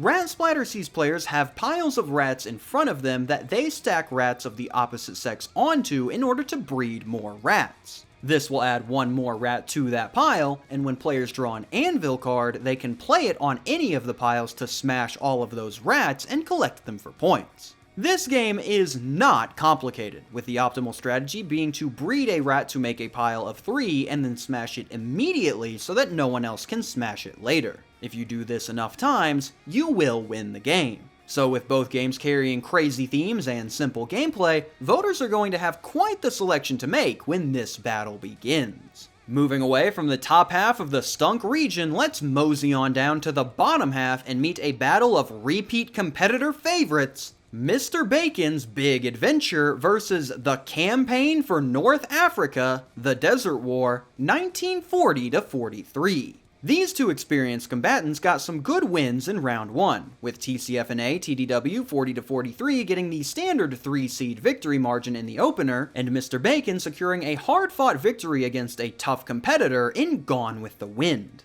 Each game's playstyle is well known by this point, Mr. Bacon relying on its terrible gameplay and boring nature alongside the meat feast to give it an extra boost when needed, and North Africa continuing to ride on big game, big length, and the negative appeal of its mechanics to coast to another big win. With both titles having a lot to prove in this tournament, neither is going to want to leave the contest this early. So you can expect a hard-fought match with both leaving everything they have out on the court here.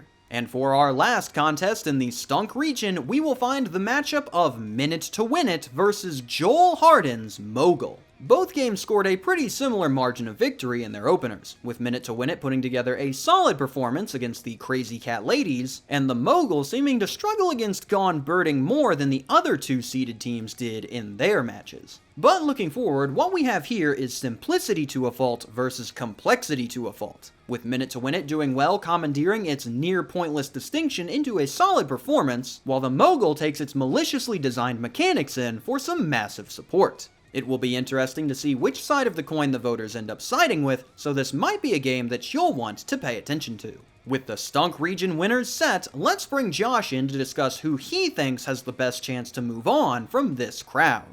Yeah, Cam, this is a real interesting region that we've got going on here because a lot of the matchups are going to come down to which simple gameplay and strange theme is the audience going to deem worse between Rat Splat and Korea Girl? Which repeat strengths are going to resonate with the voters harder between Mr. Bacon and North Africa? Which way are the voters going to lean when they have to vote Guy Fieri or Joel Harden? For me, the easiest way to view this is finding which one I would rather play through less. And here's how that goes. Dexterity-based challenges or filling out paperwork, Mogul moves on. Meat-based spin a Candyland or filling out paperwork, North Africa takes the cake there. Moving around a board and trying to land on specific spaces or tossing cards down in a repeating pattern, that's a pretty tough one to pick from, but I think I'd have to go with the Korea Girls there. I know Cam will disagree, but at least I have the option to go for a desperation play in the Splat, not so with the girls. Also, since I'm contractually obligated to look at every matchup, WWB just doesn't have it. Can somebody please explain to me how this guy got the 8th most votes in the repeat voting? I mean, this guy's story has gone voted out round 2 last year for being a bragger, voted back into the limited returning competitors poll, and then in the same round at the same place in the same region, people are saying that it doesn't even deserve to be here. How did we get here? We're repeating storylines. I mean, with people already voicing the same concerns that got it knocked out in the first place, and with it going up against such a fierce opponent, the only way I can see it moving forward is if the WWB fanbase goes on a media blitz and starts airing commercials to the masses to change their minds.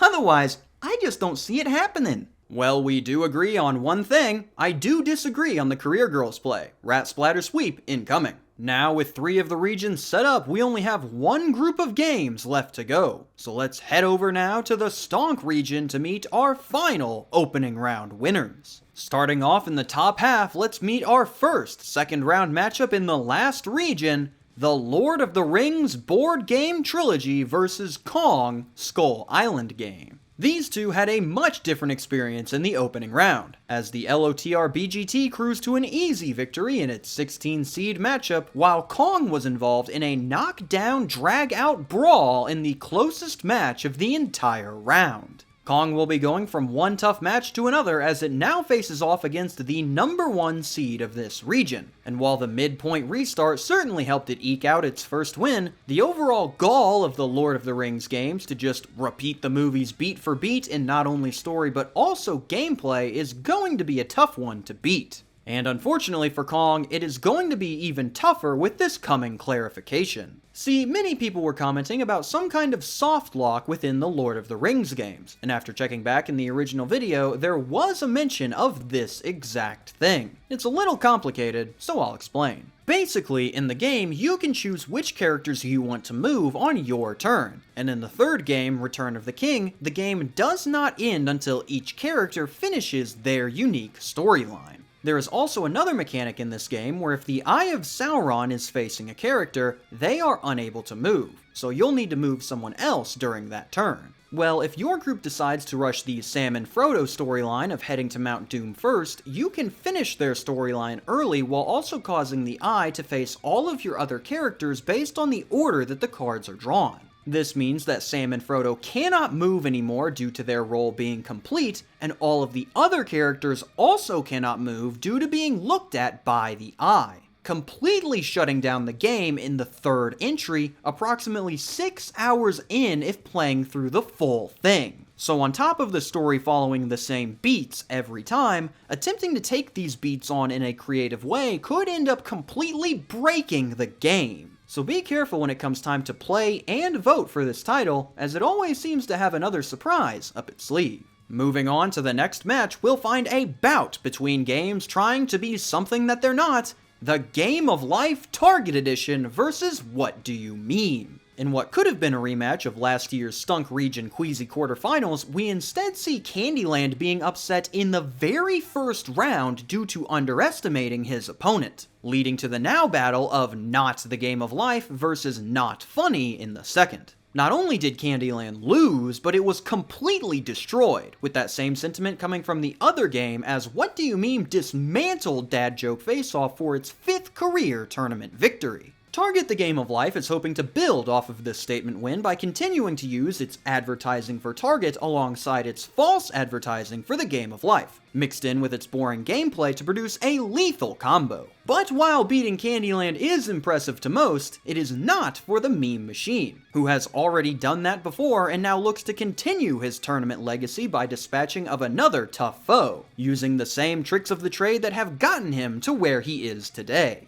Moving now to the bottom half of the Stank region, we find our next matchup, 15 Love versus Subway Surfers, the board game. Both of these games made sure to go all out to ensure that they were not going to be the next upset, with Subway Surfers dispatching a decently equipped 39 Clues offensive and 15 Love completely devastating the SimCity card game in an outright beatdown. Whether or not these results are going to indicate a trend for the upcoming match is yet to be seen, as Subway Surfers' complete fumble of the fast-paced nature of the app into a slow-moving luckfest has garnered some momentum on its side. But whether that is going to be enough to counter the wave of support the worst adaptation of tennis has behind it is going to be up for the voters to decide. And going now to the last matchup of the second round, we will meet the final two competitors moving on, the Dr. Laura game versus the 24 DVD board game. Our final match of Dr. Laura versus Jack Bauer comes off the convincing wins that both games managed to walk away with, and now fully rests on which property manages to convince the crowd that it deserves to move on. The Dr. Laura game is mainly relying on its title character to carry the load, both personality-wise from the host herself and from the absolutely wild content that she has managed to stuff her game to the brink with. Meanwhile, Special Agent Jack Bauer is hoping that people catch on to his special skills of nearly impossible challenges combined with poorly integrated hidden role and time-based mechanics, leaving his players as broken and battered as the terrorists that they fight in the game. With the whole of the Stonk region revealed, let's bring Josh in one last time to see who he thinks has the chance to push forward into the terrible third. Yeah, Cam, I'm gonna go ahead and say that this might be one of the most difficult regions to predict because of how tough it is to determine what the audience is going to hone in on. First, I'm gonna move LOTR forward as, even though people are talking about how it's the weakest #1 seed, I still think it carries enough under its belt to take down Kong pretty easily. After that, it's tough. One of the hottest new competitors taking on one of the hottest returning competitors is going to be a slog of a match for both of these games. But if I need to put my money on a game to win a tough matchup, you won't get many more solid options than the Meme Machine, who is no stranger to tough opponents in its long and decorated career. In fact, you'll remember that the Meme Machine was responsible for the elimination of the original Game of Life in last year's opener. And now going up against the protege of that same game, it's tough to see this beast not having the matchup data to take down the young gun. But Target has managed to already best one legacy competitor, so who's to say it couldn't take down another one for his coach? Up next, 15 Surfers. Stop me if you've heard this one before. 15 Love is a lower ranked opponent that doesn't quite have the same firepower as its higher seeded opposition. This one won't be too close. Wrong. If there's one thing that 15 Love does right, it's pulling off a surprising upset that leaves the crowd stunned. Only this time it has something to build off of with its massive first round victory. Subway Surfers is a heavy hitter, but 15 Love has taken on tougher and come out on top. As Biggs always says, a smart tennis player can beat a strong tennis player 5 games out of 7, and it's about to use those brains to take the edge off of this brute and slip right by him back into the terrible third. Finally, Bauer versus Laura, a matchup that I, if I'm being honest, cannot predict the outcome for. A lot of people are saying that 24 is the boom or bust title for this tournament, and I'm gonna have to agree. This thing could either be headed for a deep run or be going home right now, and it is nearly impossible to tell how the people are feeling about it at any given point in time. What is equally tricky to gauge is the Dr. Laura game, which some people are considering this year's dark horse for a surprising run, and others are lamenting that it sounds like a really fun game. What is going on with these two? If I had to pick one to say that I think it will move on, I'd guess I'd have to take 24 for the sheer gall of including QuickTime events. But if you're tracking these matches to see which ones I get wrong, I'd suggest keeping your eyes right here. I just got a feeling that it could really go either way. And with all 4 regions revealed, we now know all 32 of the games that will be competing in the second round. But while these games are celebrating, let's not forget those who have lost everything by taking a look at our surprising early exits. Of course, we'd be remiss if we didn't bring up the first round exit for one of the most notorious titles on the bracket, Candyland. After putting together a queasy quarterfinal appearance last year, Candyland was unable to secure even a single victory in this bracket, falling in the opener much to the dismay of the Classic Games Coalition and the 10 bracket believers that had it winning it all. Alongside him, one of the most controversial exits by far has to be by Spielet, who started to chip away at the Iceman's lead as the game continued, but was ultimately unable to secure the dub. People were furious at this development, on one instance calling for the match to be rerun on claims of biased voting. But here at the NBGA, we only accept the will of the people, and that unfortunately is sending by Spielet and its 11 bracket believers home early. Our final 2 early exits were the most selected winners from our first round eliminations, which surprisingly came from the number 12 seed Monogamy and the number 14 seed Book of Mormon Quest. These 2 titles both carried more supporters behind them than even higher seeded eliminations like Candyland, The Price is Right, and Mousetrap, to the tune of 12 and 15 brackets predicting them to win it all respectively. Many of the Monogamy hopefuls were likely dreamers desperately clinging on to the idea of the fated Monogamy versus Adultery matchup that we will unfortunately never get to see. But those who placed the Mormons as their champ are likely extremely let down by the frankly poor performance that they saw out there in the opener. We had our eyes on that match for a possible upset watch, and it just never even came close to happening. So I know that those poor souls are heading home distraught after putting their faith in the wrong faith. Overall, our opening round has left 105 people without a bracket champion, which sounds like a lot until you consider that 97% of brackets are still holding on to their designated champ. Most of the remaining group choosing to ally with the number 1 seed Breaky, which tops the board with 1,654 brackets, or a little over 40% of the entire pool. Other highly selected titles include the video board game Rap Rat in second with 601 possessed individuals backing him, and RPS commanding a force of 393 executives waiting for the money to pour in. So we'll have to wait and see whose faith will be rewarded and whose brackets will be left in the dirt. Only time will tell, and looking forward, we still have 32 competitors that are aiming to work their way toward the title. The second round is about to begin, so check out how your bracket is doing and be ready to vote once more for your least favorite titles. Let us know below if your bracket is already busted, and which match outcomes had you jumping for joy or fuming with rage. Get ready for the second round as we get one step closer to finding the worst board game of all time. Signing off for the NBGA, I am KamSandwich. Thank you for watching and have a fantastic day.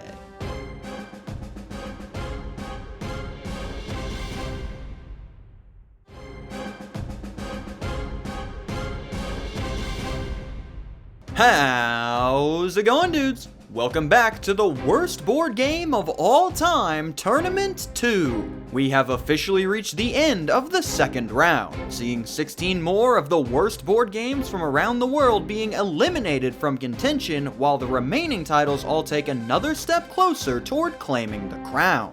But which of these games will be moving on and which will be heading home? That's what we're here to find out with the official declaration of the second round results. But before we get to that, it's time to check in on how close you are to taking home a title for yourself, the title of Bracket Challenge Champion. Before the second round began, we saw a new tournament record of 5 perfect brackets remaining after the first round, up drastically from the previous year's total of 0. These Fab 5, of course, top the leaderboard of the challenge for now, with a large list of ties right behind them eager to snatch their spot if they slip up. Big if there though, as they haven't been wrong yet. So let's check in and see if they can remain perfect by seeing which of our games are headed home. As per usual, I'll be joined virtually by my color commentator, Joshua Jacobs. Pleasure to be here, Cam. I gotta say, my bracket hasn't lost a terrible third game yet. Maybe I'll be the one going home with some group therapy. Well, Lord knows you need it, so let's go ahead and move on over to the big bracket to see which of these games will be moving on. Starting off in the Stink region, we will have a battle unlike anything you have ever seen before. The video board game Rap Rat versus the Vanilla Ice electronic rap game. This rap battle spectacular is brought to you by 2 hard-fought wins from our competitors, with the Iceman proving himself to be more impactful than the Civil War, and the Demon managing to best the Devil in a tough matchup for the Rat. In terms of the games that are competing, the Rat is one of the toughest players in this bracket, posting poor penalties, poor play, and poor approachability with the VHS requirement and the fact that many are not looking to invite a vengeful spirit into their home. However, 601 people were more than willing to let it take the top spot in their bracket. But the Thrilla of Vanilla has not made it this far on nothing, as his bone-dry gameplay and abysmal component quality has left aspiring rappers everywhere both shocked and appalled, to the point that only 5 people are still riding with the Iceman all the way to the end. Moving on to the next matchup, we will see one of the most anticipated battles of the entire tournament, Monopoly Cheaters Edition versus Ms. Monopoly. In the very first iteration of the Hasbro Bowl, this Monopoly matchup sees a clash between 2 games aiming for their own title of Worst Monopoly, going through their own trials in order to reach this opportunity. Monopoly Cheaters Edition is coming off of its first true test of this tournament, managing to hold off a strong woman and man in a tough struggle to nab its ticket into the third round, and bringing his 165 bracket believers along with him. Meanwhile, Ms. Monopoly has had no such trouble, managing yet another beatdown victory in its dismantling of Dave Ramsey's dead defense, much to the delight of its 43 bracket backers, or brackers. Being the first match in tournament history to feature two of the same game, this one is a lot trickier to evaluate than most. So in order to provide you with some deeper perspective, we're going to bring in our cheating specialist, Massacre's Mansion, to discuss his thoughts on the bout. Thank you, Cam. Two of the worst Monopoly spin-offs of all time, made during the same era, and you can tell just by looking at the changes made to the base mechanics. Houses were removed in both versions, leaving only hotels, aka headquarters. Railroads, aka ride shares, are also no longer purchasable and instead serve little to no purpose. Of course, there are several smaller changes as well, like different chance cards and whatnot, but do you want to know why I genuinely believe Ms. Monopoly is actually somehow a better game than MCE? Mechanically speaking, the Ms. Monopoly rules are clear and concise. Mechanically speaking, there is no gray area with the newly added rules. Mechanically speaking, despite how bad these new rules are, they function exactly as intended by the game developers. The same absolutely cannot be said for any new mechanic or concept implemented in MCE. Not to mention, there are far more than two mechanics present that fail in this respect. I mean, on paper, I see no reason why MCE wouldn't win this match. Alright, now hang on a second. Now I might have had Cheetah's Edition winning this one in my bracket, but honestly, I'm starting to think that I had it wrong. Now, no disrespect to Mr. Mansion here, but while he's focused on what's going on mechanically, I'm more focused on what's going on here conceptually. Cheetah's Edition may have fumbled what it set out to do, but underneath all that nonsense is an absolutely incredible idea. A Monopoly that encourages you to cheat, that sounds crazy. Meanwhile, what are we working with on the other side? Oh yeah, the Hasbro-sponsored sexism simulator. Sign me up right now. Not only that, but they took that phenomenal premise and then proceeded to biff it so hard that it made it look like it was meant as a joke. Honestly, I have never seen a more bass-ackwards production in my life. And which would you rather play? A bad rendition of a good idea or a bad rendition of a bad idea? I wouldn't even give Ms. Monopoly a shot, and I don't think that it wants me to. No matter how mechanically shot MCE is, it just doesn't compare to the game that is unbalanced before the game even starts. I'm sorry, how many infinite money exploits does Ms. Monopoly have?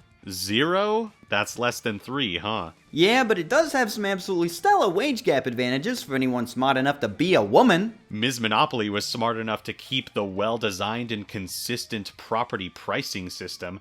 Not MCE, though. Cheetah's Edition at least kept its dignity when it made a board game that was meant to be played. At least Ms. Monopoly makes you feel like you're playing a Monopoly game. Ms. Monopoly makes me feel like I'm sitting through a student-led lecture. I haven't played any other game that feels this bad to get through. How many games have you played where you have a chance to unintentionally flip the board? MCE is so desperate for players to take it seriously, it optimally and literally chains you to the game. I'd gnaw right through that chain before I sit through a game actively telling me I am worth less than my peers. MCE doesn't even tell you what it means to properly steal something. Would you pay more money for a spin-off worse than the original? I'd pay as much money as I needed to in order to never look at her stupid little smirk again. Okay, this one looks like it's going to be an extended discussion, so to keep us on schedule, I'm going to take back over. With our Stink region game set and Josh currently occupied, I'll run us through our terrible third matchups and showcase who I think will be moving on. This is a tough one to analyze due to how different these battles are compared to the rest, but based off of what we've seen from the games previously in the tournament, I think I can come up with a conclusion. Both Vanilla Ice and the Rap Rat have come into contact with tough matchups on their runs, with Beispielet and James Corden each managing to test their abilities respectively. However, only one of those games caused a controversy on its loss, Beispielet. And if the crowd thought that the Iceman should have lost to a 12 seed, imagine how they will feel when he goes up against the number 1 overall. For that, I think I will have to take the Rat to win this rap. But remember that the backlash from that match did not stop Vanilla from winning that one and another after. So don't think that there isn't the chance that the man can rise above and put this rat on ice. Meanwhile, in the Hasbro Bowl, it can really go either way. Cheaters Edition has won each of its matchups by a lot less than Ms. Monopoly, but that's partially because the self-made investment guru has yet to face a truly strong opponent like MCE did with Woman and Man.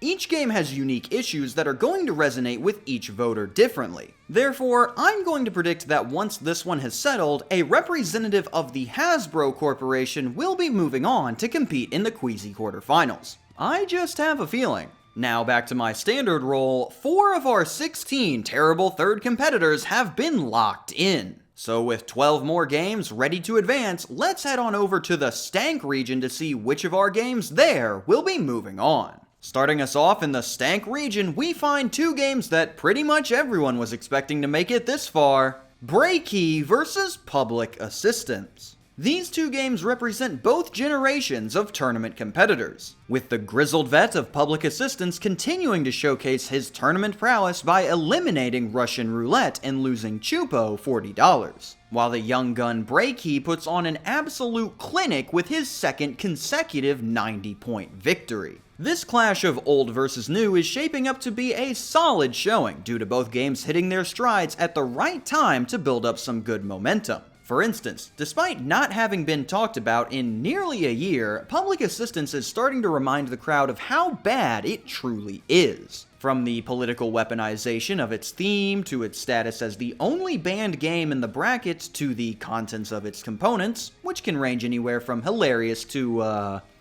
yeah, it has plenty of aspects that assist in it gaining more and more supporters with every win, including the 22 bracket believers that had hope right from the start. However, PA is not going against any common street thug waiting for a bashing here. He is up against the one and only Bray King. Breaky has hit this tournament both in stride and in the jaw, posting some of the most dominant wins in the bracket the first 2 rounds and setting itself up with an absurd amount of momentum heading into the terrible third. Any kind of defense posted for Breaky thus far has fell on deaf ears, as the title's sheer gall for pretty much every decision that it has made has outweighed any and all attempts to give its opposition a fighting chance. The game is so widely panned, in fact, that many people are already saying that there is no game in this bracket that can beat it, especially the 1,654 brackers that had it going all the way. But with experience on his side and a multitude of weapons behind him, maybe Public Assistance has what it takes to put these rumors to rest. Moving on to our other battle of the Stank region, let us bear witness to one of the strangest battles in the entire bracket, Right or Racist versus the Rock, Paper, Scissors game. These 2 titles have proven themselves capable against some pretty solid opponents, RPS living up to his seeding by conquering both Strip Tacto and his Diplomat Demons, and Right or Racist pulling off another massive upset in his thrashing of Bottle Flip the board game. With the introductions out of the way, it's time for everyone's favorite Right or Racist segment, Another Round, Another Clarification. Heck, I'm not even going to read this one out loud. I'm just going to put the findings of our independent reporter Dylan up on screen for you to read if you're an undecided voter. As I give you time to sort through his findings, let me explain what Right or Racist really is. It is a game that does not know what it is, nor what it wants to be. Bouncing somewhere between trying to be a controversial humor romp for the boys and a piece trying to get real conversations about stereotypes started, it, quite expectedly, does neither well and falls directly into the middle of the failure fault line. Every time this game shows up, we have to do another update. Not because we can't figure out what the game is, but because the game can't either. It changes its focus every other day. I absolutely hate this game. I hate talking about this game, and it's that kind of mentality that it inspires in people that makes it a strong competitor in this tourney, and what inspired 252 people to back this game as their bracket champion. But Strong has gone up against its opposition before and fallen all the same, as it is now going up against the winningest game in tournament history, the Rock, Paper, Scissors game. RPS has the most career wins out of any game in this bracket for good reason. It has negatives galore and nay a single positive to think of. We have been trying for nearly 2 years to come up with just one reason for it to exist at all, and every time our positive just falls apart. And that is why this game has been one of the most consistently solid performers in tournament history, and what led it to having 393 bracket believers put their fate in it once again. With the Stank region winners locked in, let's see if Josh is ready to come back in and give his thoughts on who he will have moving on. Yeah, Cam, I'm back. I'm calm.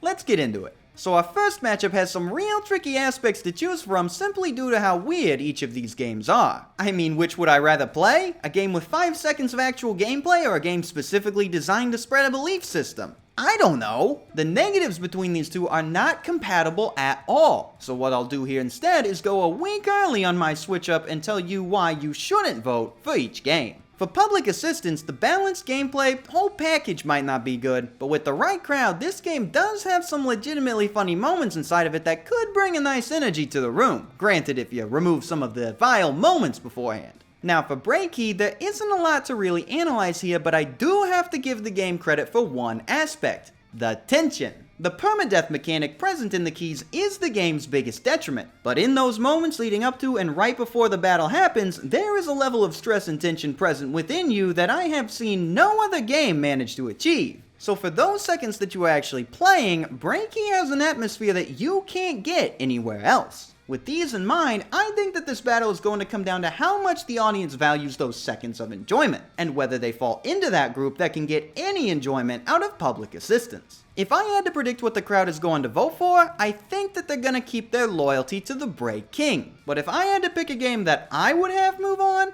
I'd have to go with public assistance here. After all, you're going to get more enjoyment out of a game you can only play once than a game that you would never play at all. As for our next matchup, I have no idea. What I want to say is that RPS has been too dominant. RPS is too consistent. RPS has so much in its arsenal that there's hardly a chance here, but I can't do that. Rhino Racist has so much momentum behind it that you cannot ignore, because no matter what we can or cannot figure out about the game, there is one thing that I can be certain about: it has that it factor. You can take one look at this game and go, yeah, that one's going far, without even a second thought. And it's got the tools needed to back up those claims, as we've seen in its big wins. This is a clash between two heavy hitters that are going to hit hard. But due to its experience, its history, and its momentum, I cannot see RPS going home here. The image just won't load. However, it's gonna be close. It's gonna be dang close. You can expect one of the most charged matches of this tournament right here, and also expect the comments under this one to be absolutely nuts on both sides.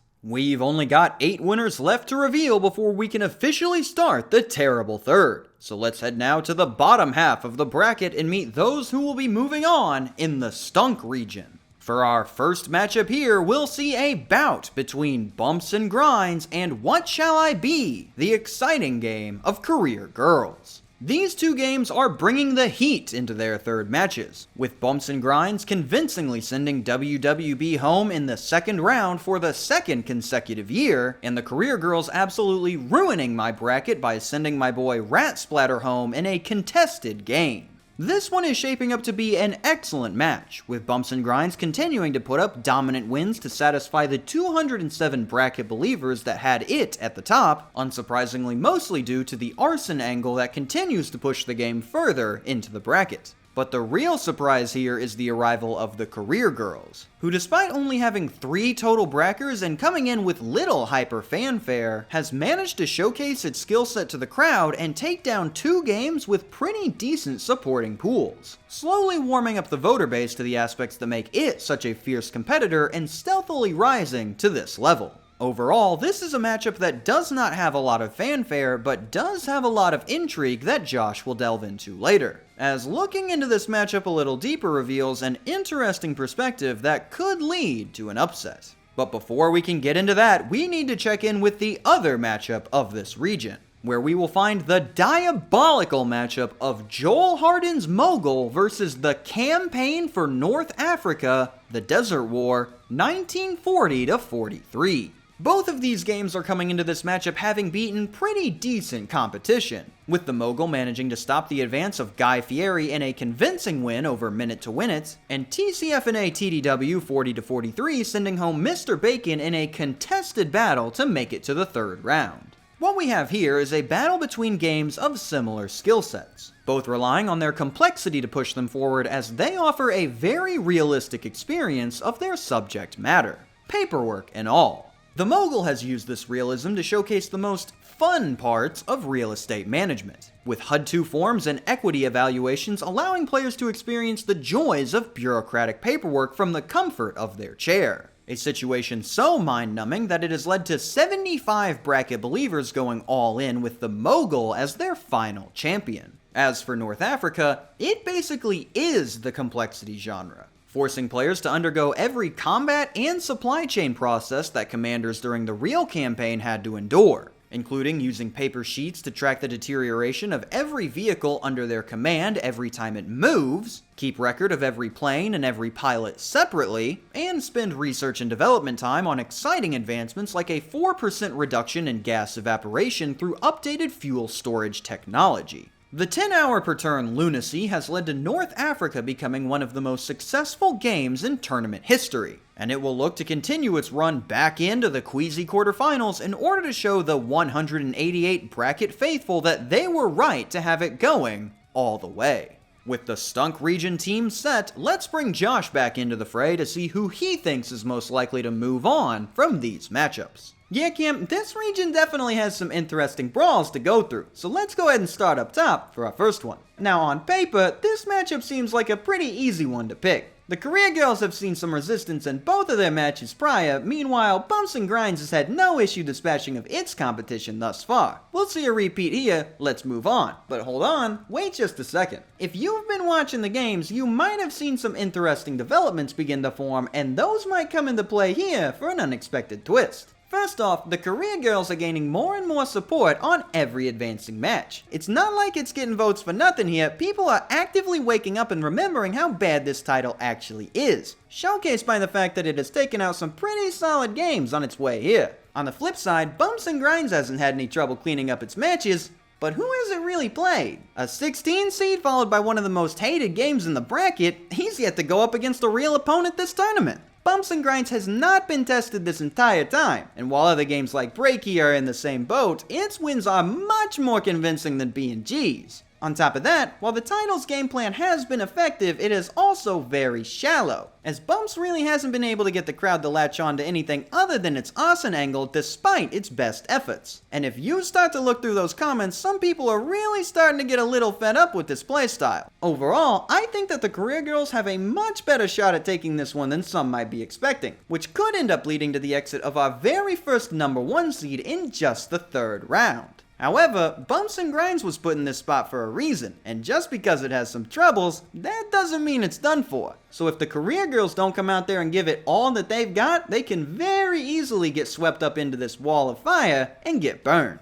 Moving down to the other bout, we see North Africa versus the Mogul, and I gotta tell ya, Mogul is not winning here. I had more faith in Mr. Bacon to beat North Africa than Mogul, and that comes down to one big reason. This matchup is horrible for him. The Mogul has some big negatives against him and is a strong competitor, don't get me wrong, but this guy's whole strategy revolves around the complexity and realism that it uses to turn players away. Now remind me again who it's going up against? Oh yeah, the Tom Brady of overcomplication. This man is really going into a complexity battle against the campaign for North Africa and expecting to not get circles run around him? There's no chance. I honestly believe that there's not a single game in this bracket that is a worse matchup for Mogul than this one. You'll be begging to fill out real estate financial paperwork when you're on your 7th consecutive hour of jotting down the vehicle wear after moving your car 30 feet down the road with 6 more transfers to go. It just isn't comparable. These two might play the same game, but they are not in the same league. So unfortunately, I have the Mogul leaving us here in the single unluckiest matchup I have ever seen take place in the bracket today.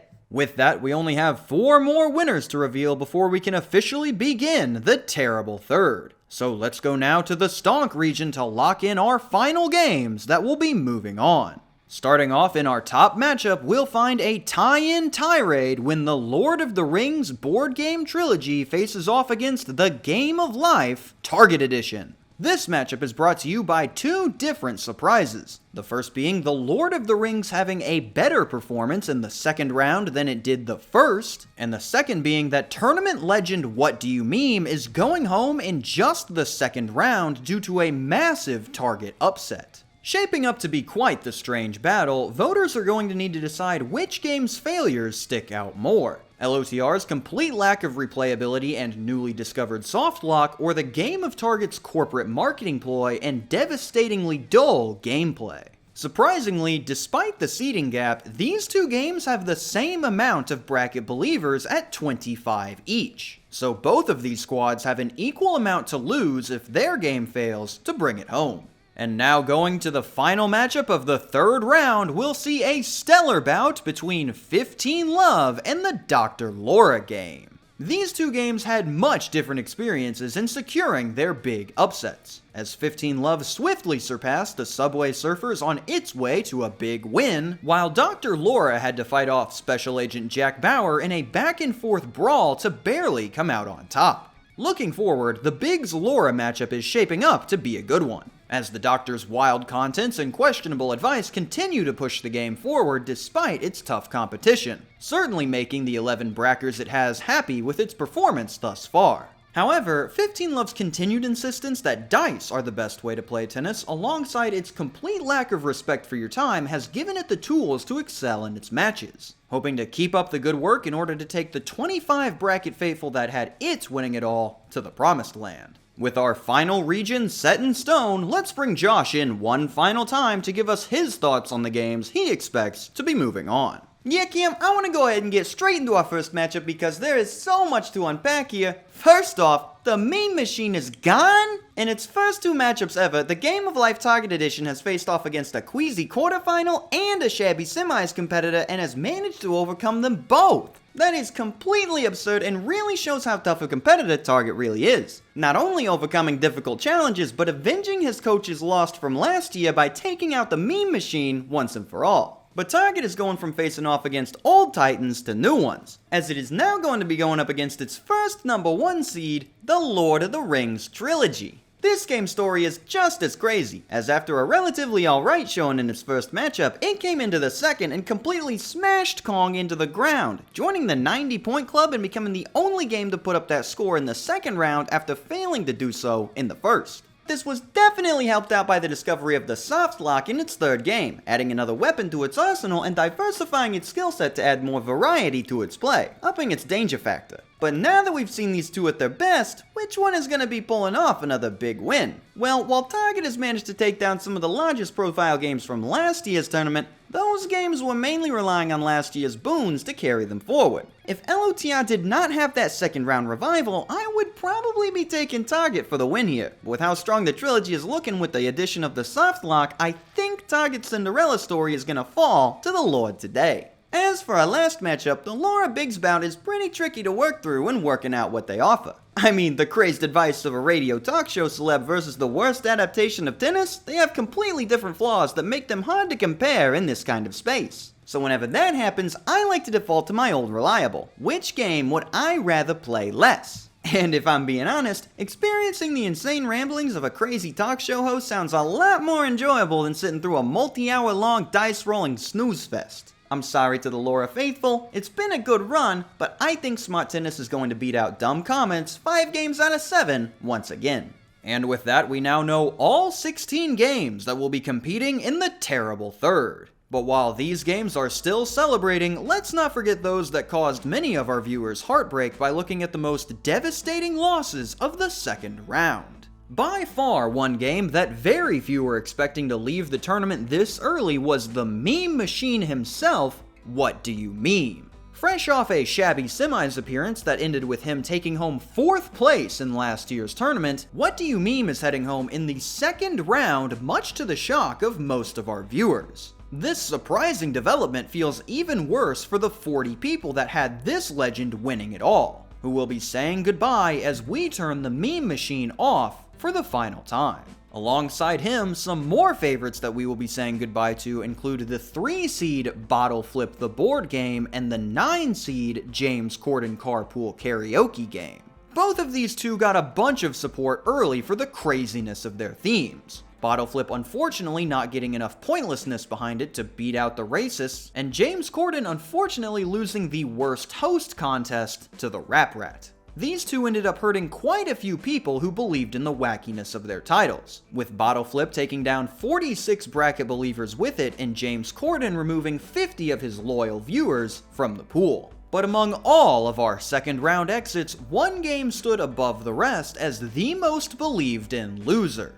WWB. The most hated game in the bracket, the one that was voted out, voted in, and then voted back out again, somehow had 52 separate people put it as their sole hope to take them to the top. Unfortunately, self-applied titles do not compare to real tournament championships, so those that believed in that world's worst board game title will only have that to fall back on in future discussions. Overall, these last two rounds have left 395 brackets without a champion, taking another chunk out of the bunch but still leaving 95.6% of the field's brackets intact. So far, really only niche picks have been taken out, with all of our favorites making it through to the terrible third. So we'll have to wait and see which of these high-profile games will be dropping off soon and taking their large crowds with them. Only time will tell, and looking forward, we still have 16 competitors that are still working their way toward the title. At this point, any frauds and flukes are gone, and we've reached the point of the bracket where wills are tested and legends are made.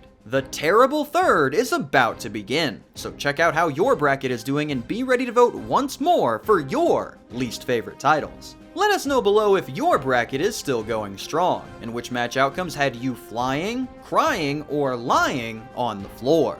Get ready for the third round as we get one step closer to finding the worst board game of all time. Signing off for the NBGA, I am KamSandwich. Thank you for watching and have a fantastic day.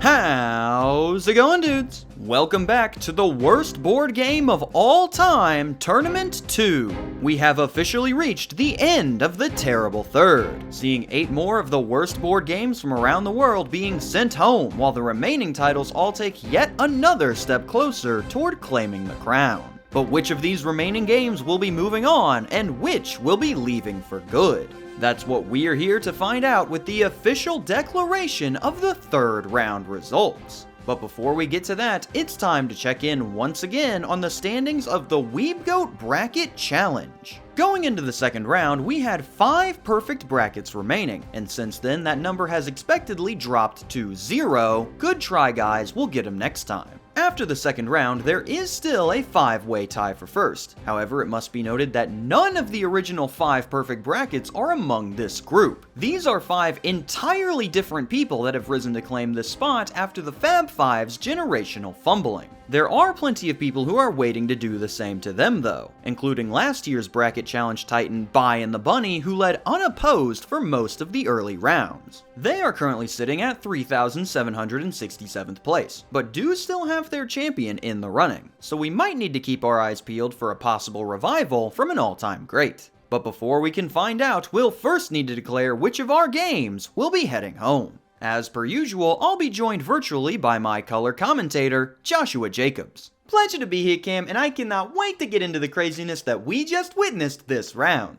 It was certainly the most intense round we've seen so far, so let's go ahead and break it down by moving on over to the big bracket to see which of these games will be moving on. Starting us off with our final matchup of the Stink region, we will see a fierce contest between 2 of the most hated mascots in the bracket, the video board game Rap Rat versus Ms. Monopoly. The winners of their respective face-offs, both of these two will be leaving with at least some consolation prize, with the Rap Rat demolishing Vanilla Ice in their 1v1 rap battle to secure his Rap Bowl title, and Ms. Monopoly winning the first ever Hasbro Bowl and the claim to Worst Monopoly in a close victory over Monopoly Cheaters Edition. While these two are certainly happy with their wins so far, they are by no means satisfied, as just one win away is the title of Stink Region Champion and a straight shot directly into the shabby semis. The video board game Rap Rat has been aiming for this from the very beginning. Being the #1 overall seed, he has been laser focused on doing whatever it takes to make it through this region and into the finals, utilizing every part of his skill set and arsenal to ruthlessly take down his opposition with no remorse. Challengers have risen, but no one has managed to slow the Rat's advance, as they have been simply forced to wait their turn until he commands them to get out of the way, and they oblige. After all, when he asks you to do something, you must do it, because he's Rap Rat and he's the boss. But who better to challenge the boss than the girl boss? The self-made investment guru who just happens to be Mr. Monopoly's niece, Ms. Monopoly. Defeating her cheating uncle in one of the best matches of the tournament, Ms. Monopoly has earned her way here off the hard work she has put in toward obliterating any and all semblance of the message she was trying to convey, ultimately becoming the very thing she sought to destroy. Already showcasing that she is better than nations, celebrities, and her male counterpart, Ms. Monopoly is looking to shatter yet another glass ceiling as she aims to prove her superiority over rodents. This will be quite the tough task though, as while she is looking to be the first female to advance to the shabby semis, the Rap Rat is attempting to do the same as the first demon. And with only one spot up for grabs, only one of these games will be able to add their name to the record books and keep their championship hopes alive. To analyze this matchup a little further, let's bring Josh in to give us a new perspective on each of these titles. Yeah, Kim, so since we pretty much already covered all the parts that make these games bad, I'm gonna switch it up this round and try to convince you why you shouldn't vote for each of these titles. Starting off with the Rat, while his game and general presence are the stuff of nightmares, he does succeed in bringing some stellar atmosphere to the room. All throughout your Rattin' adventure, the players are going to be in a constant frantic pace, partially due to the ever-winding timer, and partially due to needing to take the least amount of time on their turn as possible lest they get penalized. So while the game itself might be a whole lot of nothing, you are never going to be bored during your run-through with the Rat, as the game is just too fast-paced to even let a second go to waste. Meanwhile, for Ms. Monopoly, it gets a lot of things wrong. Heck, it gets nearly everything wrong. But one thing that Ms. Monopoly does well is prevent the game from dragging by eliminating the Monopoly in-game syndrome. Everyone is on a timer here. Once the last property is bought, the game is over, so you won't be sitting there waiting for the sweet release of death while the other two players control the whole board anymore. The game will end before it starts to hurt. This also means that you'll need to consider making deals earlier, as if you wait too long, you won't have the time to properly build up your system before it's over. Overall, this is going to keep the game short and sweet for some quick Monopoly action, and while the experience won't be anywhere close to as good as the original, it will definitely end up taking less of your time as you work through everything that this lady has to offer. With the Stink region final now set, let's mosey on over to the Stank region to see what will be going down there. Here we will bear witness to one of the most brutal matchups of the entire tournament, Breaky versus Right or Racist. In the region that many had already written off as the pointless versus worthless setup, we are instead left stunned as Right or Racist managed to upset last year's runner-up, the Rock, Paper, Scissors game, sending shockwaves through the viewing public and snagging its ticket into the queasy quarterfinals from the jaws of one of our tournament favorites. To absolutely no one's surprise, his opponent will of course be the one and only Bray King. Fresh off of yet another dominant victory, only this time coming over one of the most premier competitors in public assistance, quelling any doubts that Breaky was only winning due to its Mickey Mouse schedule and firmly planting it as the game to beat. Breaky's success is mainly built upon the truly devastating offense that it uses to overwhelm its foes, carrying so many negatives in its favor that it practically drowns out any chance for its opponents to get a word in edgewise. On top of that, these negatives are so potent that even attempts to downplay them end up failing to slow the tide of destruction that Breaky leaves in its wake, leaving the worthless warrior on the brink of boredom as it struggles to find an opponent that can truly challenge it. But maybe it has run into just that, as instead of going up against its pointless counterpart, Breaky finds itself against a completely different kind of opponent, Right or Racist. This number 11 seed can hardly be described as the Cinderella story that it appears to be. As being one of the most selected bracket champions, the public already knew that this one was something special. And their faith was rewarded when this game began showcasing that it knew how to run one of the most difficult but effective playstyles in the tournament, the ability to weaponize emotion. Utilizing the hate that people feel towards its theme and components, Writer Racist is able to properly convey why voters should side with it without needing to explain anything about itself.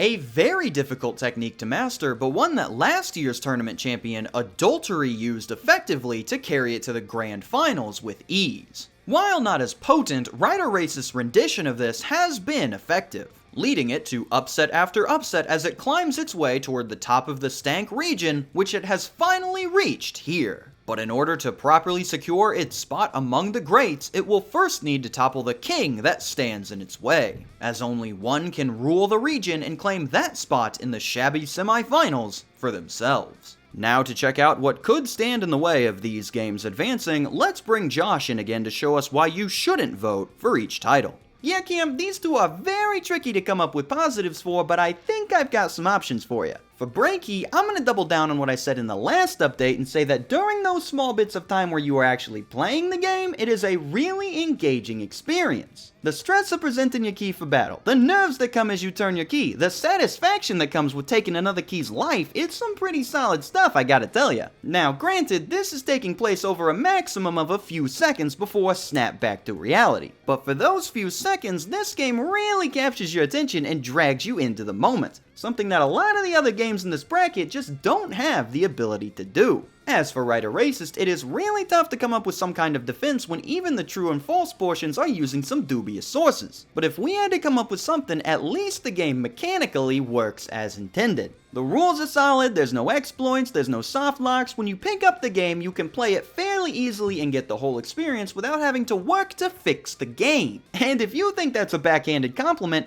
think about how many games in this bracket just don't work properly. Are you getting a good experience when you open this one up? No. But at least you're getting a complete game with a solid enough rule set that you won't have to spend your time crafting repairs for. There are plenty of words within the Urban Dictionary that can be used to describe Writer Racist, but broken is not one of them. And seeing that that word is the entire premise of its competition, we'll need to wait and see whether the voters decide if Raw is the game to take down the king. With the top half of the bracket locked in, we only have 4 games remaining that will be advancing to the Queasy quarterfinals. So let's go ahead and move over to the Stunk region to see a matchup between 2 of our fan favorite competitors, Bumps and Grinds versus the Campaign for North Africa, the Desert War, 1940-43. This matchup is brought to you by some pretty close margins, with Bumps and Grinds shaking off the Career Girls in a decently contested match, while TCFNA TDW 40-43 won a hard-fought bout against the Mogul that could have gone either way. In this battle of fire versus firepower, both games are looking to advance forward in order to strengthen their legacy. Bumps and Grinds so far has been a successful representative of the Diplomat Sales Co., delivering some solid wins for their provider and looking to bring back another shabby semifinals appearance to follow in the footsteps of his big brother Adultery. Meanwhile, North Africa has continued to put up good, not flashy wins in order to make sure that it gets the job done, hoping to avenge the shabby semifinals loss from last year and nab that shot at the title that evaded him. Also knowing that a win here will take the title of winningest game in tournament history from RPS as a bonus. Both games have a strong case as to why they deserve to become the Stunk region champion, with Bumps and Grinds being the only representative of the games that can kill their players club still in the running, as no other game has been able to hold a candle to the crazed situation its rules put you in if you play the game as intended. The Campaign for North Africa is also in a league of its own though, being the only board game in the bracket to never have been fully completed a single time. Now, there have been recorded instances of the scenarios being completed, but as for the full campaign, it has continued to elude the grasp of gamers everywhere for well over 40 years. And a big part of that is how the game feels to play. This is one of the hardest parts of North Africa to convey, but luckily our North Africa specialists at the War with a Mate podcast have undergone the task of attempting to play through this monstrosity and would like to describe how it actually feels to try. The campaign for North Africa doesn't want to be played. The rules are laced with mockery for those that might try. It's an exercise in bookkeeping and information referencing that happens to have game pieces in the box. We struggle to find a surface to lay it out on the map alone, and we can comfortably say that learning the rules from scratch as two inexperienced wargamers and finally setting it up takes north of 30 hours. A game where the movement of a single piece requires referencing half a dozen tables, fuel, stores, terrains, breakdowns. It's a trucking simulator and military fatigues. Richard Berg created a time capsule that captures the horrors of war viewed through the prism of every man being seen, not as a number, but an entire spreadsheet page each. We say all of this less than half a turn in. Thank you for that, gentlemen, and best of luck to you. Overall, this match can act as a substitute for the Diplomat North Africa finals that many were hoping to see last year, as only one of these prestigious storylines can continue on to claim their spot in the history books. But with so many things against these titles, let's have Josh come in and take a look as to why these games deserve to stop here. Yeah, Cam, these games both have a lot going for them in this respect, so I'll start out with the campaign for North Africa. Now, I have seen a lot of people going with the work of art defense for this one, but personally, I'm not in support of that, as we're not looking at it as a work of art. We're looking as to how it works as a board game, which is what it was sold as. Instead, I'm going to be taking the angle that this game is great for one very specific crowd of monster wargame fans. There is not a game out there that better exemplifies attention to detail than this one. It is the premier title if you are looking to put together an experience as close to the real thing as you can get. So for those people, this one is going to scratch that itch really well. Now, I did say great for this crowd, not perfect, as the gameplay is going to wear on them eventually like it wears on everyone else. But for what it brings to the massive table needed to support it, there is a lot on offer here.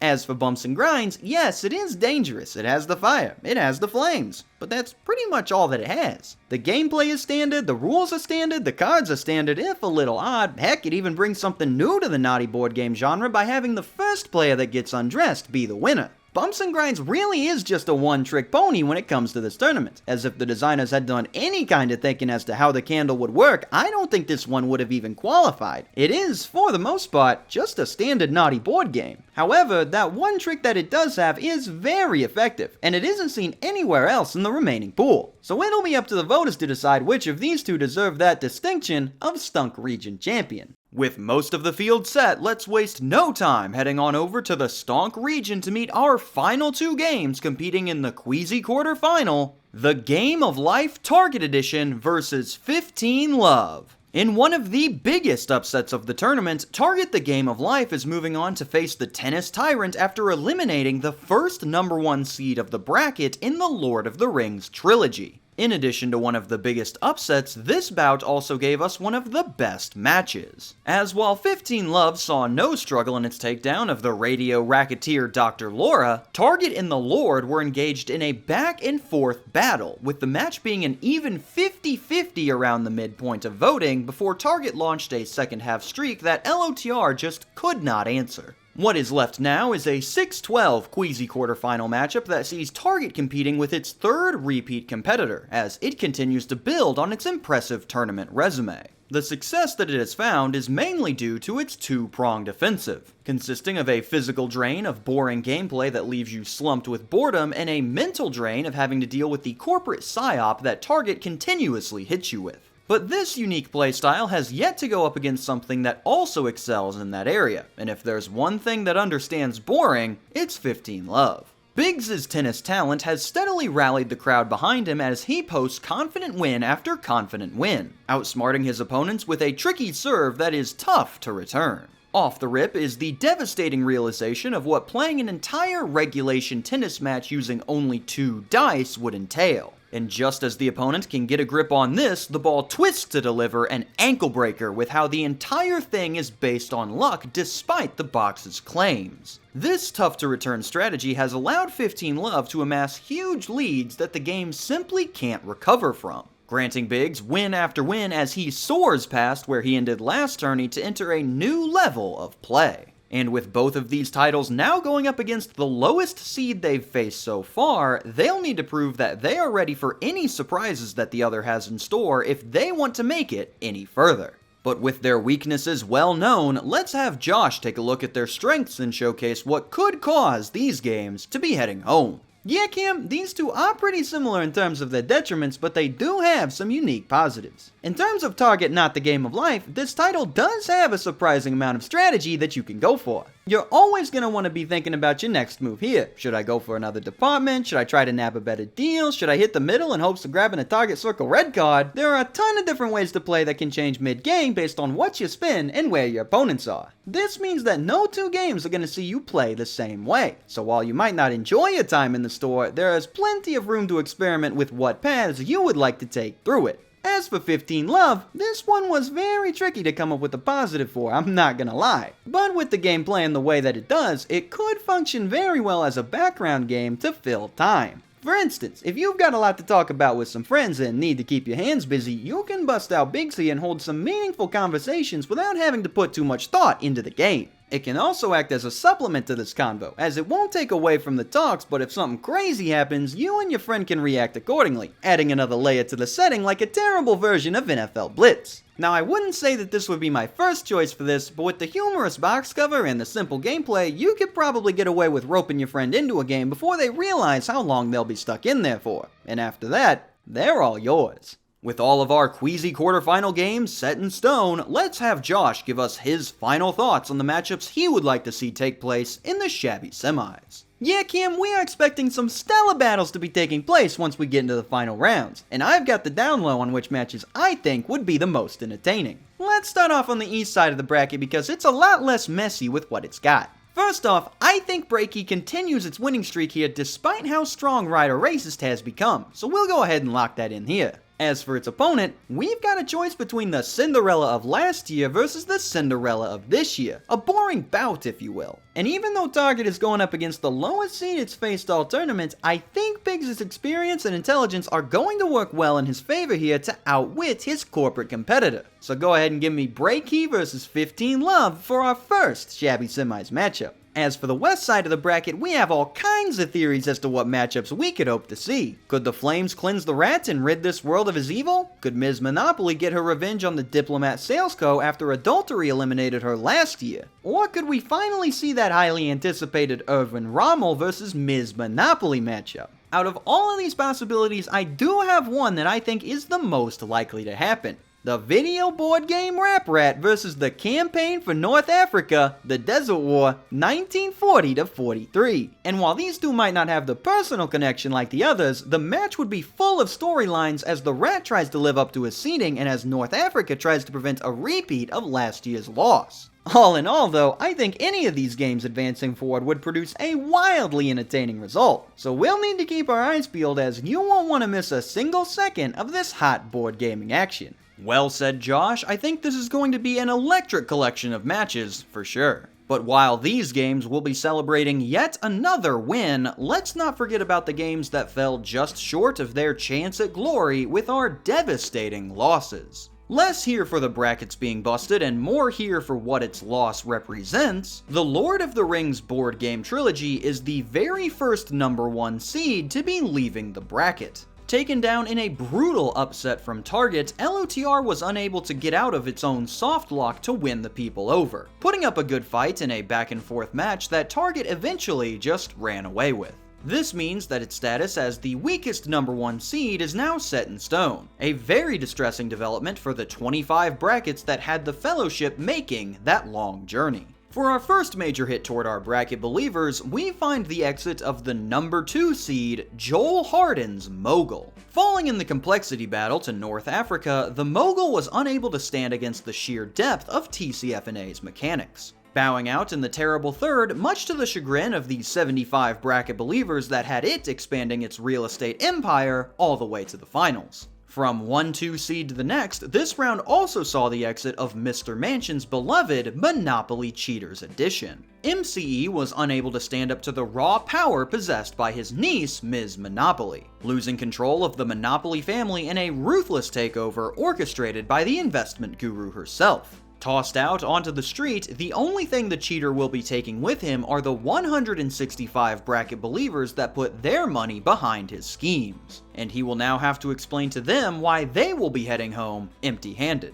But by far the most devastating loss of the tournament thus far has come from last year's runner-up, the Rock, Paper, Scissors game. The victim of yet another massive upset by Writer Racist, RPS failed to bring in the same level of success seen in last year's run, only making it to the terrible third and falling well before it could take another shot at adultery. The third most believed in game in the entire bracket, RPS's Lost now condemns 393 people to a life without their champion, as RPS is now left to consider whether or not he really is as pointless as he had hoped. Overall, this round was the most destructive for the bracket pool thus far, as there are now 1,094 brackets that are left without their respective champions. This leaves only 73.7% of brackets with their top pick left intact, a massive drop from last week's numbers that will continue to get smaller as the pool of games keeps decreasing.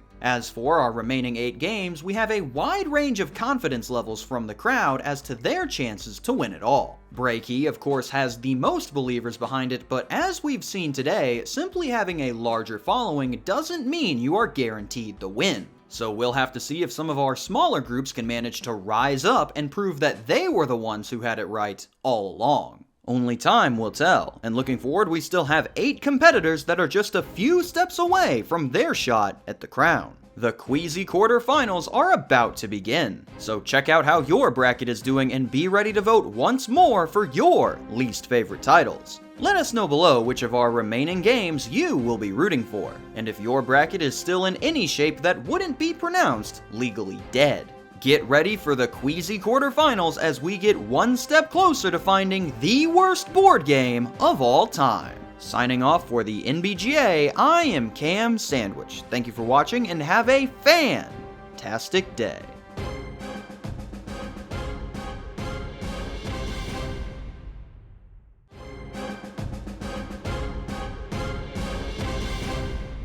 How's it going, dudes? Welcome back to the worst board game of all time, Tournament 2. We have officially reached the end of the Queasy quarterfinals, seeing 4 more of the worst board games from around the world falling short of their goal, while the remaining titles all take their biggest step yet toward claiming the crown. But which of these remaining games will be moving on and which will be leaving forever?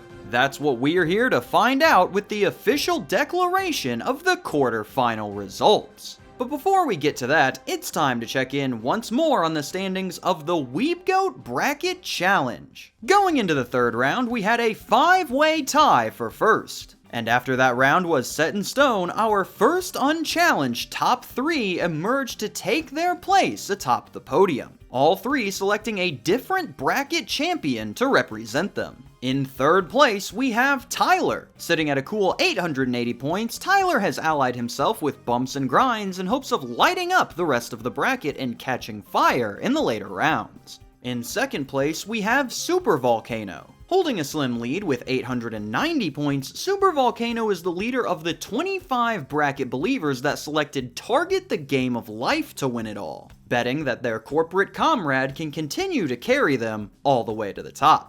And in undisputed first place with 930 points, the only person from last round's first place ties to remain in the top spot, a mystery bracket from someone who chose to not be mentioned if they were ever in the lead. This person checked the required box that confirmed their email address, but then decided that they did not want to have a shout out if they did well, choosing to play not for the glory, but for the love of the game. An admirable decision, to say the least. While we may not know their name, we do know their champ, as they will be riding alongside the Bray King in hopes of claiming their own throne once this is all over. But before we can find out, we'll first need to declare which of our games will be leaving here. As per usual, I'll be joined virtually by my color commentator, Joshua Jacobs. Pleasure to be here, Cam. We're really getting down to the wire here, so I'm excited to see how these games are gonna perform. I am too, as only our finest competitors can make it this far. So to find out who those are, let's go ahead and move on over to the big bracket to see which of these games will be heading home.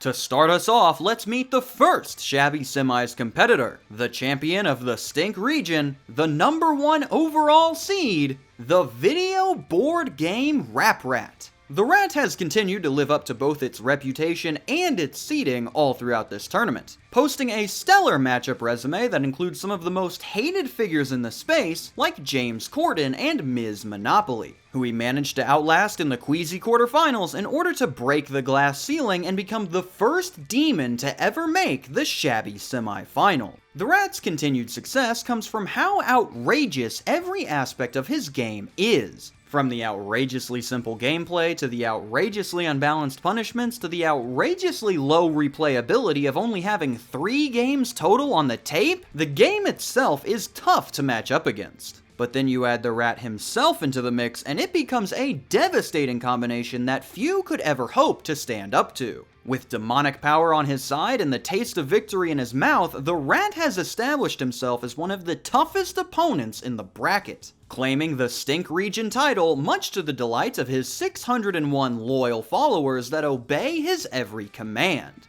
Riding high off of the spoils that the Rat has brought them, they are hoping that their faith is rewarded even more with yet another win, while also fearing what a loss here would cause the Rat to do next. After all, if he asks them to do something, they must do it, because he's Rap Rat and he's the boss. But what is a boss to a non-believer? This question will be answered when the Rat faces off against its next opponent with a trip to the grand finals on the line, as he will be going up against the Stunk region champion, the number 3 seed, the Campaign for North Africa, the Desert War, 1940-43. TCFNA TDW 40-43 has firmly established himself in the realm of tournament legends, making his second consecutive shabby semifinals appearance off the back of another batch of impressive tournament wins. The latest coming against the final representative of the Diplomat Sales Co., Bumps and Grinds. This win has not only given North Africa a premier shot at the finals, but has also made him the winningest game in tournament history. With 8 career wins between 2 tournaments, he has surpassed his rival RPS's total of 7 after it was upset in the terrible third. North Africa has earned this success through the use of its egregious design to completely overwhelm its foes, as even if they can comprehend the novel-length list of mechanics on display, they stand no chance of managing to outlast the game. The sheer fact that if it was played at an easygoing pace, only 2 games could have possibly been finished in the 4 decades since its release really sets in why this title has never been completed.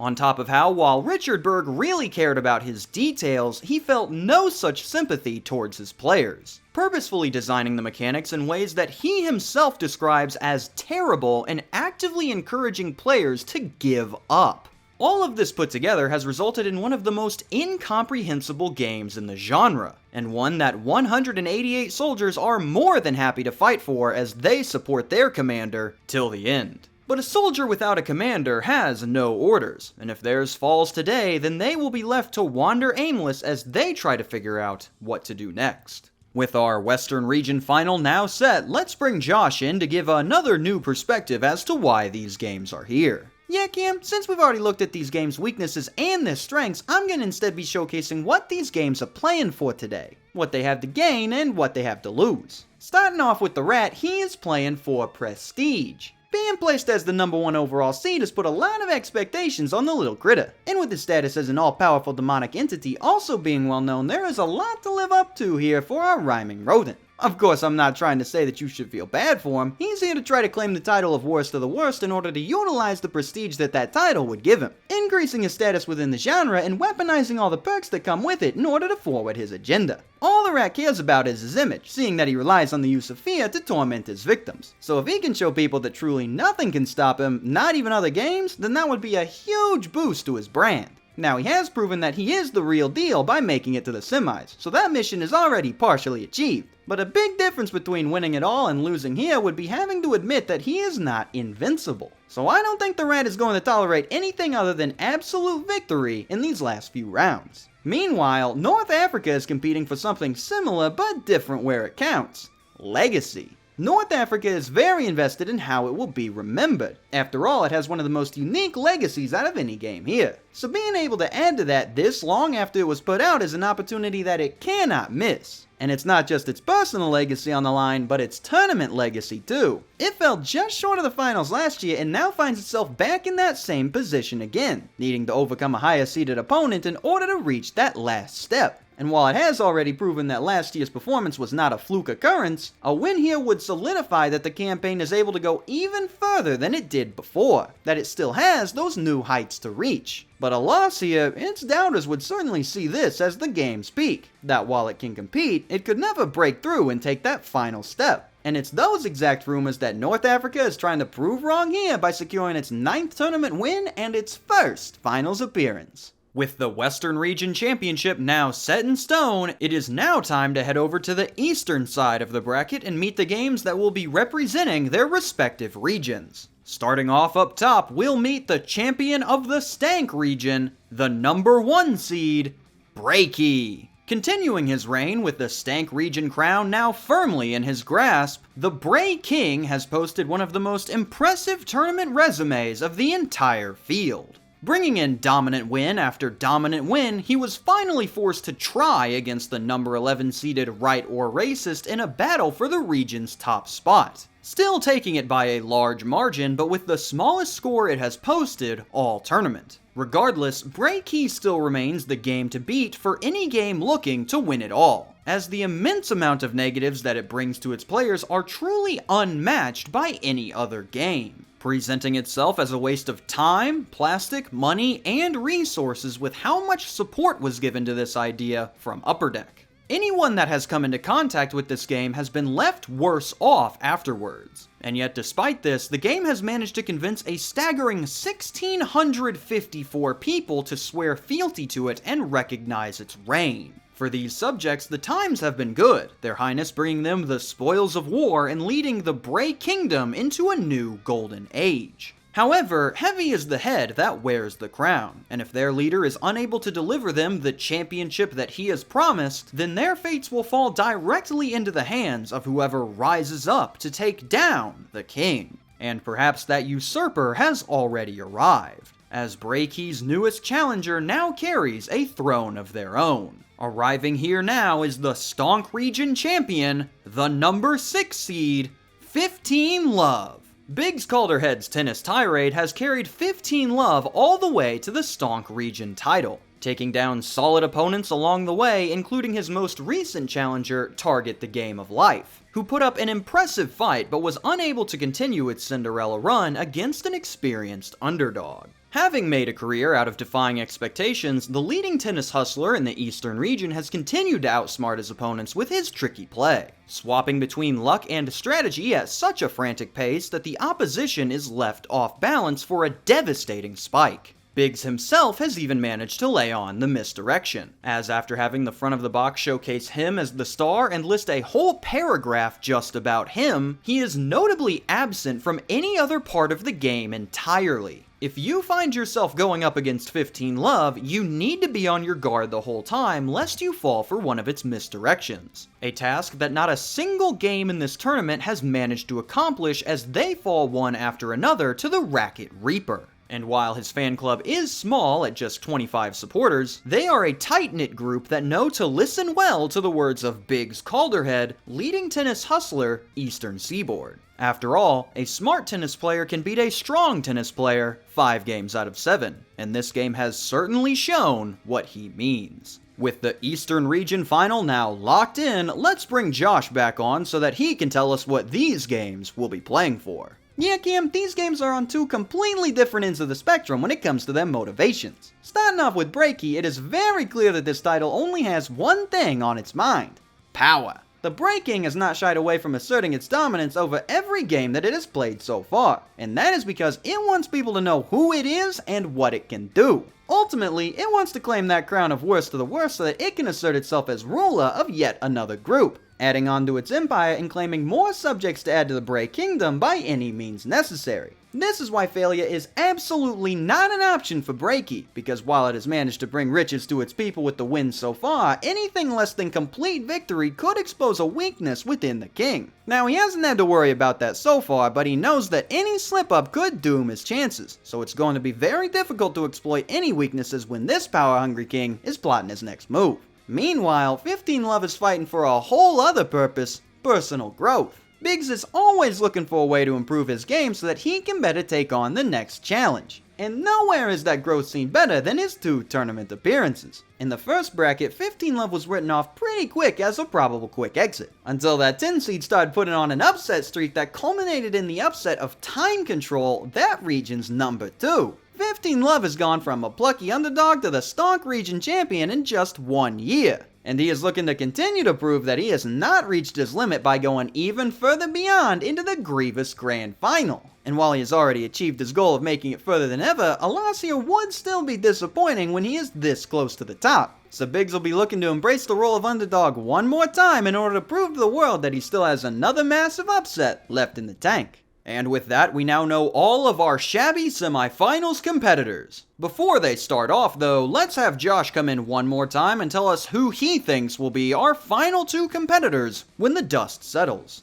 Yeah, Cam, these are some pretty solid games with a lot going for them, but who do I think will be moving on? For our Western region, it's gonna be tough to figure out which aspects are gonna hit the audience harder in order to sway their vote. But unfortunately, based off of the performances we've seen so far and how the audience has been reacting to their journeys here, I think that North Africa is likely going to fall at the hands of the Rat. A nasty little thing, he's just got too much momentum behind him to fall here. And while I'd prefer to see North Africa get over the hump and finally make it to the finals, I just think that his suboptimal gas storage equipment has evaporated too much fuel to where he runs out. But hey, I've been wrong before, and I'll likely be wrong again. So who's to say this campaign doesn't continue on past here and into a battle we haven't seen before? As for our Eastern region finals, a lot of people are probably looking at this one and thinking that Biggs is just absolutely cooked here. But those people have yet to pick up on one very important detail that needs to be addressed. Take a look at the games that Biggs has won up until now. Got a good picture? Alright, now let's head back over to the middle.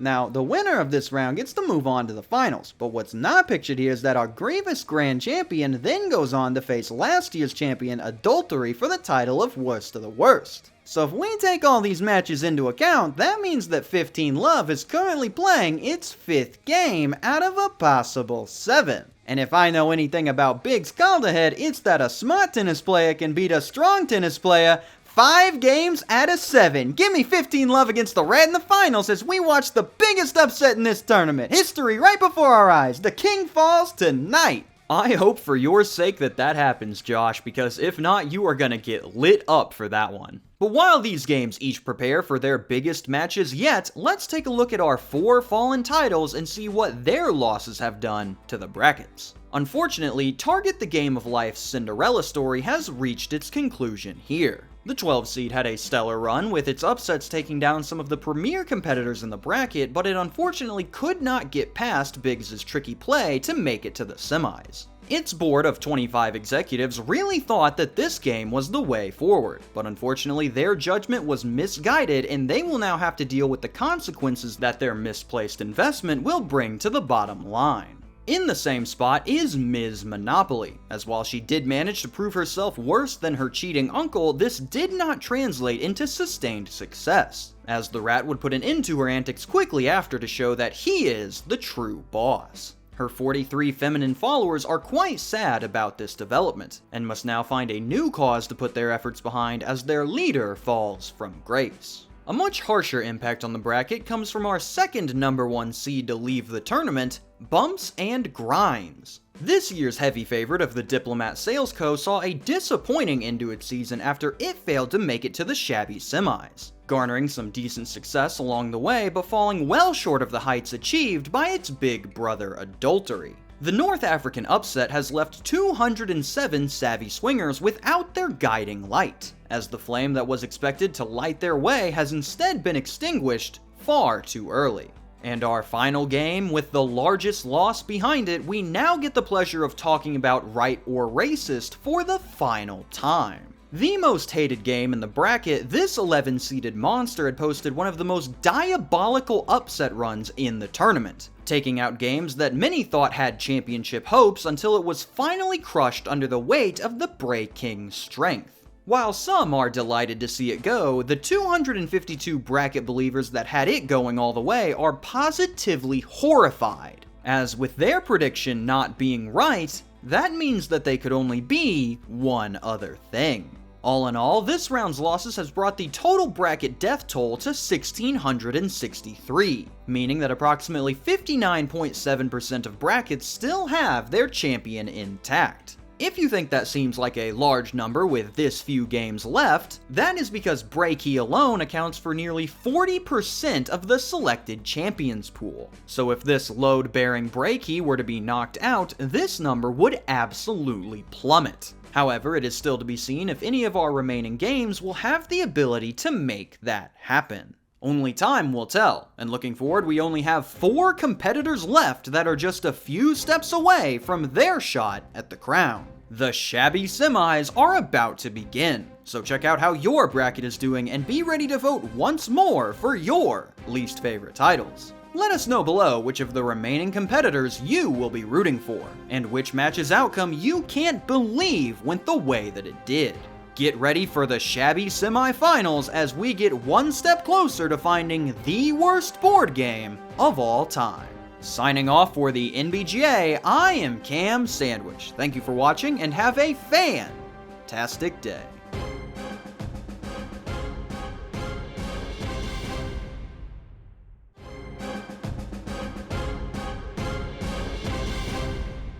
How's it going, dudes? Welcome back to the worst board game of all time, Tournament 2. We have officially reached the end of the Shabby Semifinals, seeing 2 more of the worst board games from around the world falling right at the end, while the remaining titles both take their final step forward toward the crown. But which of these remaining games will have a chance to become the worst of the worst? That's what we are here to find out with the official declaration of the semi-final results. But before we get to that, it's time to check in once more on the standings of the WBGOAT Bracket Challenge. Going into the quarterfinals, we had our first top 3 emerge to take their place atop the podium. And once that round had concluded, we once again had a completely different top 3 because nobody here knows how to hold a lead. Now in third place, we have a 2-way tie between Mike G and the Rad Man. Both of these two are sitting at a cool 1,100 points, but while their total is the same, their champs are not, with Mike siding with his Bray King and the Rad Man following his boss, the Rat. In second place, commanding a slightly higher 1,110 points, an entirely separate mystery bracket from the one that was leading the challenge last round. Yet another person choosing to play for the love of the game, this mystery competitor has followed the trend of so many others and chosen Breaky to guide their path in the hopes of a better life in the Bray Kingdom. And currently holding on to first place, we have another 2-way tie between Abander and McQuiggy. Both sitting at 1,150 points, we fortunately do not need to worry about a tie as they have each picked a different champion. McQuiggy taking the popular route of also selecting Breaky for the win, and Abander instead choosing the Campaign for North Africa as their champion of war. After the Shabby Semis are over, we will be able to accurately predict our 2 possible winners. So we'll need to see if these 2 can hold on to their spots and have a shot at winning it all. But before we can find out, we'll first need to declare which of our games will be leaving here. As per usual, I'll be joined virtually by my color commentator, Joshua Jacobs. Pleasure to be here, Cam, and I cannot wait to see who our final 2 competitors are gonna be. I'm sure that everyone feels the same way, so to find out, let's go ahead and move on over to the big bracket to see which of these games will be moving on. Going straight to our 1 remaining matchup, we will find 2 games that have made their way here through tough trials and hard work. Unfazed by the games that they have overcome, they now find themselves on the precipice of greatness. One final challenge in order to claim the title that they have put everything on the line for. Everything comes down to this as we arrive now at the Grievous Grand Final, where the Eastern Region Champion Breaky will face off against the Western Region Champion, the Campaign for North Africa, the Desert War, 1940 to 43. These 2 legendary titles have made it into the final match on completely different treks, with their last matches echoing their trips to this point extremely well. For Breaky, it has been smooth sailing ever since the tourney's start. posting wins that range anywhere from massive to dominant as it bulldozes straight through anyone and everyone in its way. This continuing to be the case in its semi-final match as the leading tennis hustler 15 Love was unable to put together an offensive that could match the Bray King's power, showing Biggs that a smart tennis player can really only beat a strong tennis player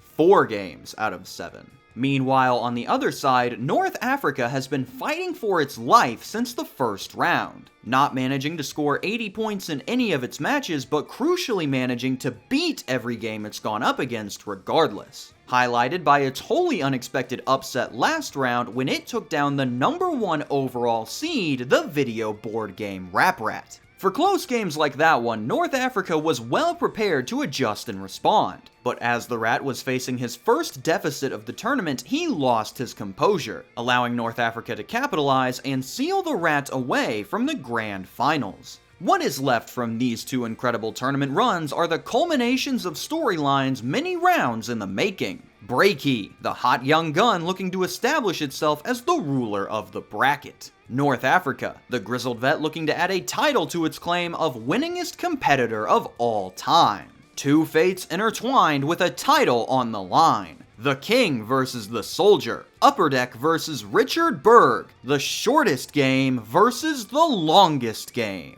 It all comes down to this, a grand final to remember. Breaky versus North Africa with a match against adultery on the line. And only one of them will take home the crown. But before we let Josh run us through his pick, let's look at our two losers who will be duking it out over third place. In our consolation match, we will find two games that fell just short of their shot at the title. The video board game Rap Rat versus 15 Love.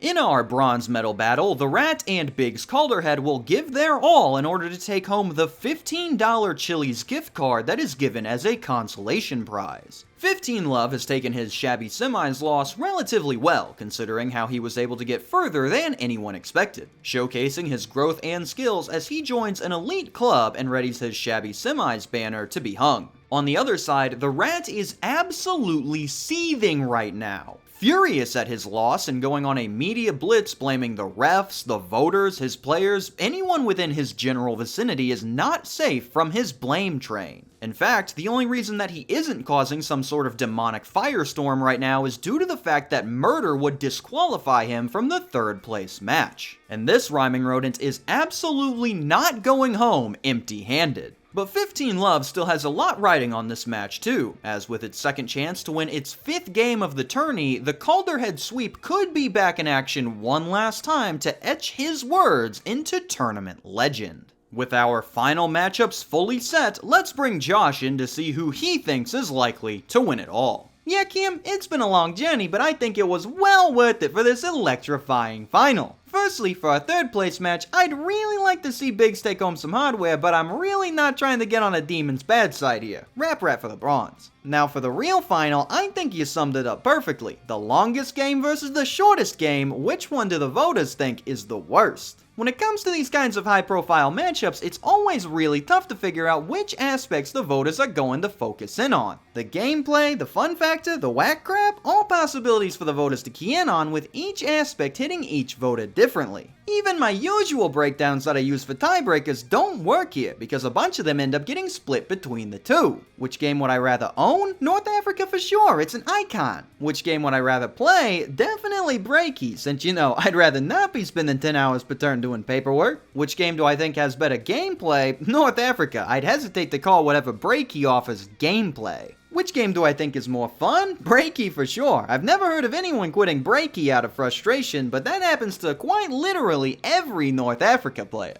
There are tons of different angles to take this matchup from, and each one produces a different result. So the only way I can see us gauging a winner here is based on how the match goes. Breaky has been a runaway winner all tournament. If it gets going early, no game has been able to catch it, and I think that continues here. If Breaky gets that massive early lead, North Africa is going to fall too far behind. Simple as. But if North Africa can take that first step, we'll have ourselves something interesting. I originally thought that the Rap Rat had too much hype behind it for North Africa to overcome, but I neglected to consider that the Rat had not found himself in a close match all tourney. So when he ended up down against the campaign, he didn't know how to respond. I absolutely think that the same could apply to Breaky here, if not more, as Breaky has not sniffed a close match this whole time. So who knows if it has the mental toughness to lock in if it finds itself down. In a close match, I actually think North Africa might have the edge, but it's gonna need to come out fast and hard in order to make sure that the king doesn't get that signature early lead. So if I had to pick which game I think will win between the heavy favorite and the scrappy underdog, I'm gonna have to refer to last year's Grievous Grand Final when we saw the same scene and go with the favorite. As much as I'd like to see North Africa take that final step, I think the king will finally rise to claim his throne as Breaky takes the crown.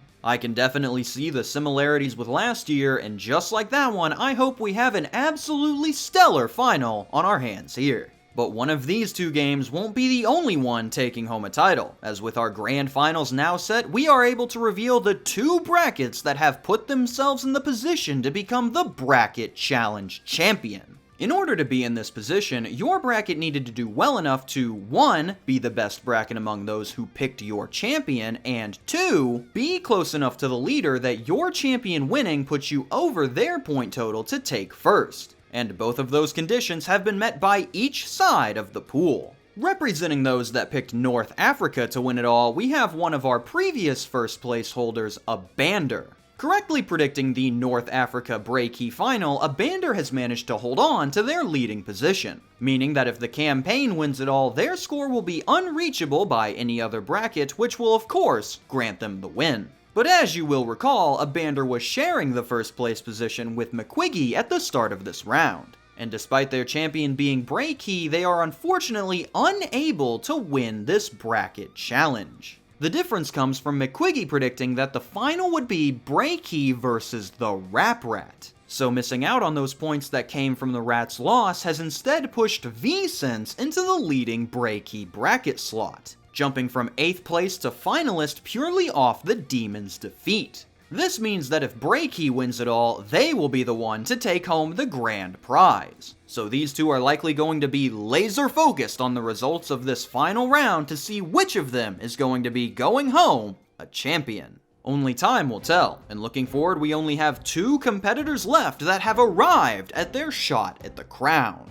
The grand finals are about to begin, so check out how your bracket is doing and be ready to vote once more for your least favorite title. Let us know below which of these two you will be rooting for, and which game you think would have the best shot at taking down our current champ, Adultery.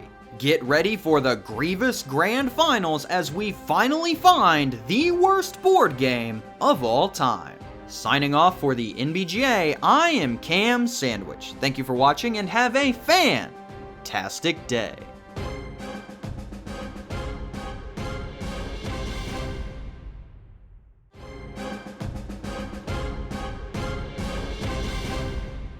How's it going, dudes? Welcome back to the worst board game of all time, Tournament 2. Our final 2 competitors have duked it out in order to determine once and for all our Grievous Grand Champion. And now it is finally time to declare which of them has come out on top. We are going to waste no time getting to the results, so as per usual, I'll be joined virtually by my color commentator, Joshua Jacobs. Pleasure to be here, Cam, and hurry up, will ya? I'm dying to see the winner. Roger that. Let's go ahead and move on over to the big bracket to see which of these games has won it all. Heading into the center of the bracket, we find our final 2 competitors, with only one of them having the skills and game necessary to take home the crown. The official worst board game of all time is Breaky! The number 1 seed out of the Stank region, Breaky put on a truly stunning performance this tourney by wiping the floor with most of its opposition, but ended up coming into a whole new world when it faced off against the campaign. Caught in a close match that it had not encountered all tourney, Breaky even found itself down at one point for the very first time. But having the mental toughness needed to respond, Breaky was eventually able to rally and regain the lead, pulling away in the end for a close but decisive victory. With these grueling trials now behind him, the Bray King has proven himself worthy to ascend the throne and take rule over his new Bray Kingdom. A cruel and unjust ruler, Bray is expected to use this new power in order to lay waste to both his enemies and the environment. While the campaign for North Africa, the Desert War, 1940-43 exits in a bittersweet moment of falling short of that glorious title but still taking home one of his own, and proving to everyone that he is still among the all-time greats of tournament play. The newly crowned Bray King already has its sights set on a new challenger, but before we get to that, let's slide on over and declare who will be taking home our third place matchup. Between our two consolation competitors, we ended up with the closest match of the entire bracket. How close? Well, it's a tie! The voting public simply could not come to a consensus on which game was worse, ending in a clean 50-50 with 15 Love hitting a buzzer beater that the refs unfortunately waved off, saying that he didn't get it off in time. They are reviewing the footage now to make sure, but with us left with our first ever tie, we're now going to need to determine what we're going to do with the consolation gift card. Hold on, wait a second, there's a new development. The footage has been reviewed, and take a look at this. Zoom, enhance. While the percentages are the same, that's because they aren't able to show decimals. The percents are rounded. But if we were to go on over and look at the bars, they show that 15 Love does in fact have a slightly higher amount of total votes. The basket is good, 15 Love is the winner. Are you serious? What a finish! Big's taking the lead right at the end to once and for all splat the rat. You're not the boss of him. And you know what this means, ladies and gentlemen. Big Scalderhead has officially claimed his 5th win of the tournament, proving that a smart tennis player can beat a strong tennis player 5 games out of 7. Yes, sir, this game has certainly shown what he means. And with our last update before we bring in the final challenger, we now have the opportunity to declare the WBGOAT Bracket Challenge Champion. Of the over 4,000 brackets submitted to try to predict the results, only one of them was able to stand atop the field. Our Bracket Challenge champion for the worst board game of all time, Tournament 2, is Vicens. The leading Breaky bracket, Vicens has finished this tournament with a solid 1,730 points, beating out the 2 brackets that tied for second by 10 and clearing the rest of the field. Vicens will of course receive the grand prize for their efforts, taking home the vintage copy of Group Therapy to add to their collection, no doubt to help with the stress of having to watch that final match. Congratulations, Vicens! But even with Breaky bringing victory to itself and its believers, there still stands one final challenge that it must aim to overcome if it wants to truly reign as the worst of the worst. As in order to earn that title, it must first usurp the current reigning champ. The unstoppable enforcer of the Diplomat Sales Co., the game made for no one, the original worst board game of all time, Adultery. Earning this once-in-a-lifetime opportunity with their win, Breaky must now face down one of the most dominant games in tournament history, surpassing any challenge that the King has gone up against so far in the toughest matchup it has ever faced. In order to give Adultery the respect it commands, I will spend a short time reminding everyone as to how this game achieved this position. Adultery won the first worst board game of all time tournament off of a run similar to Breaky's, posting absolutely monstrous victory totals as it crushed every game that it went up against without mercy, until it met a worthy competitor in the finals that gave it a fight to remember, but not a loss. Adultery accomplished this run off the back of it being a game truly made for no one, offering no benefits to any intended audience on top of a horrible rule set that completely sideswipes the entire experience. How Adultery works is, after you manage to find a group of people willing to play this with you, each player will spin the spinner in order to earn a time chip. Each player will spin 3 times for their chip total, and then the designated time referee will have one player draw a name from a hat of the opposite sex, which will then allow those 2 players to head into a separate room where they will spend a good time together. They will be allowed to get freaky for the total amount of minutes specified on their chips, after which the time ref will halt any proceedings, lead them back to the main room where the other players have been sat doing nothing, and then the player whose name was drawn will take a new name from the other hat. Festivities continue until every player has spent a good time with two members of the opposite sex. Those that support adultery are in short supply, seeing as the widespread consumer audience really isn't looking for this type of nonsense in their board gaming adventures, highlighted by the fact that adultery is still a crime in 16 US states. But the real kicker is that this game also doesn't work for their target audience of swingers or the polyfolk. As while you might spend anywhere from 10 to 30 minutes fooling around with someone else, you will also be spending anywhere from 2 to 3 hours sitting around doing nothing depending on the size of your group. These groups also won't like having their activities strictly policed by the time ref, whichever poor soul gets stuck with that job, and this being the only game that includes the freaky stuff during the game, not after like the other Diplomat titles, means that this title is one of the few that can directly give you an STD during gameplay.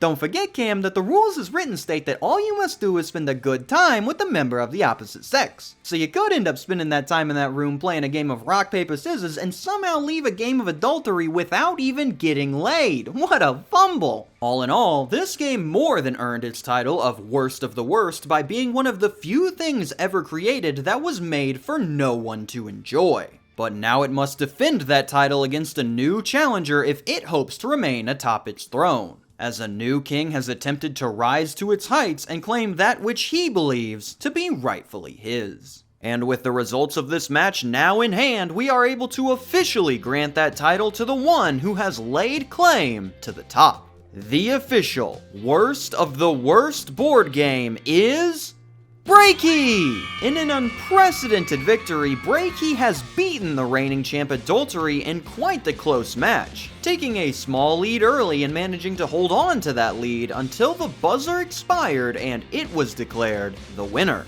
When looking into why the voters voted this way, there were plenty of opinions being shared. One is a waste while the other is a crime, you could theoretically have fun with one while you'll definitely get slapped with the other, a surprising amount of people defending adultery the concept. We really got opinions from all sides of the island. But if there was one argument that encapsulated why Breaky ended up winning, it was probably this. While Adultery might not be a good game for even its target audience to enjoy, if you wanted to play Adultery, that option will always be available to you if you have the game. Breaky, on the other hand, no matter how much you might enjoy playing, will inevitably become impossible to play, as just by playing the game normally, you will eventually break every other key in your possession and eventually on the planet. No other game, no matter how unbalanced, controversial, or outright baffling they may be, will by design eventually cause itself to become unplayable. Now, that wasn't the only reason for Breaky taking it, but that point ended up being an X factor that Adultery, for its many flaws, simply could not overcome, as the game that was made for no one loses its throne to the game that no one can play. The king is dead. Long live the king. And with that, it is now time to bring this glorious tournament to its official conclusion. Let us know below what you thought about this year's proceedings, the games you rooted for, the games you rooted against, and your favorite matchup among the battles. As a little bonus, make sure that you also check out the One Shining Moment video to relive the action in glorious ball vision and see a new perspective on each of the matches. We here at the NBGA and all of our guest specialists would like to thank you for tuning in to yet another fantastic tournament, and hope that you stick around to witness all the upcoming whack crap that we have planned for you in the future. Be sure to let us know what you'd like to see next as we close out the worst board game of all time, Tournament 2. Signing off for the NBGA, I am KamSandwich. Thank you for watching and have a fantastic day.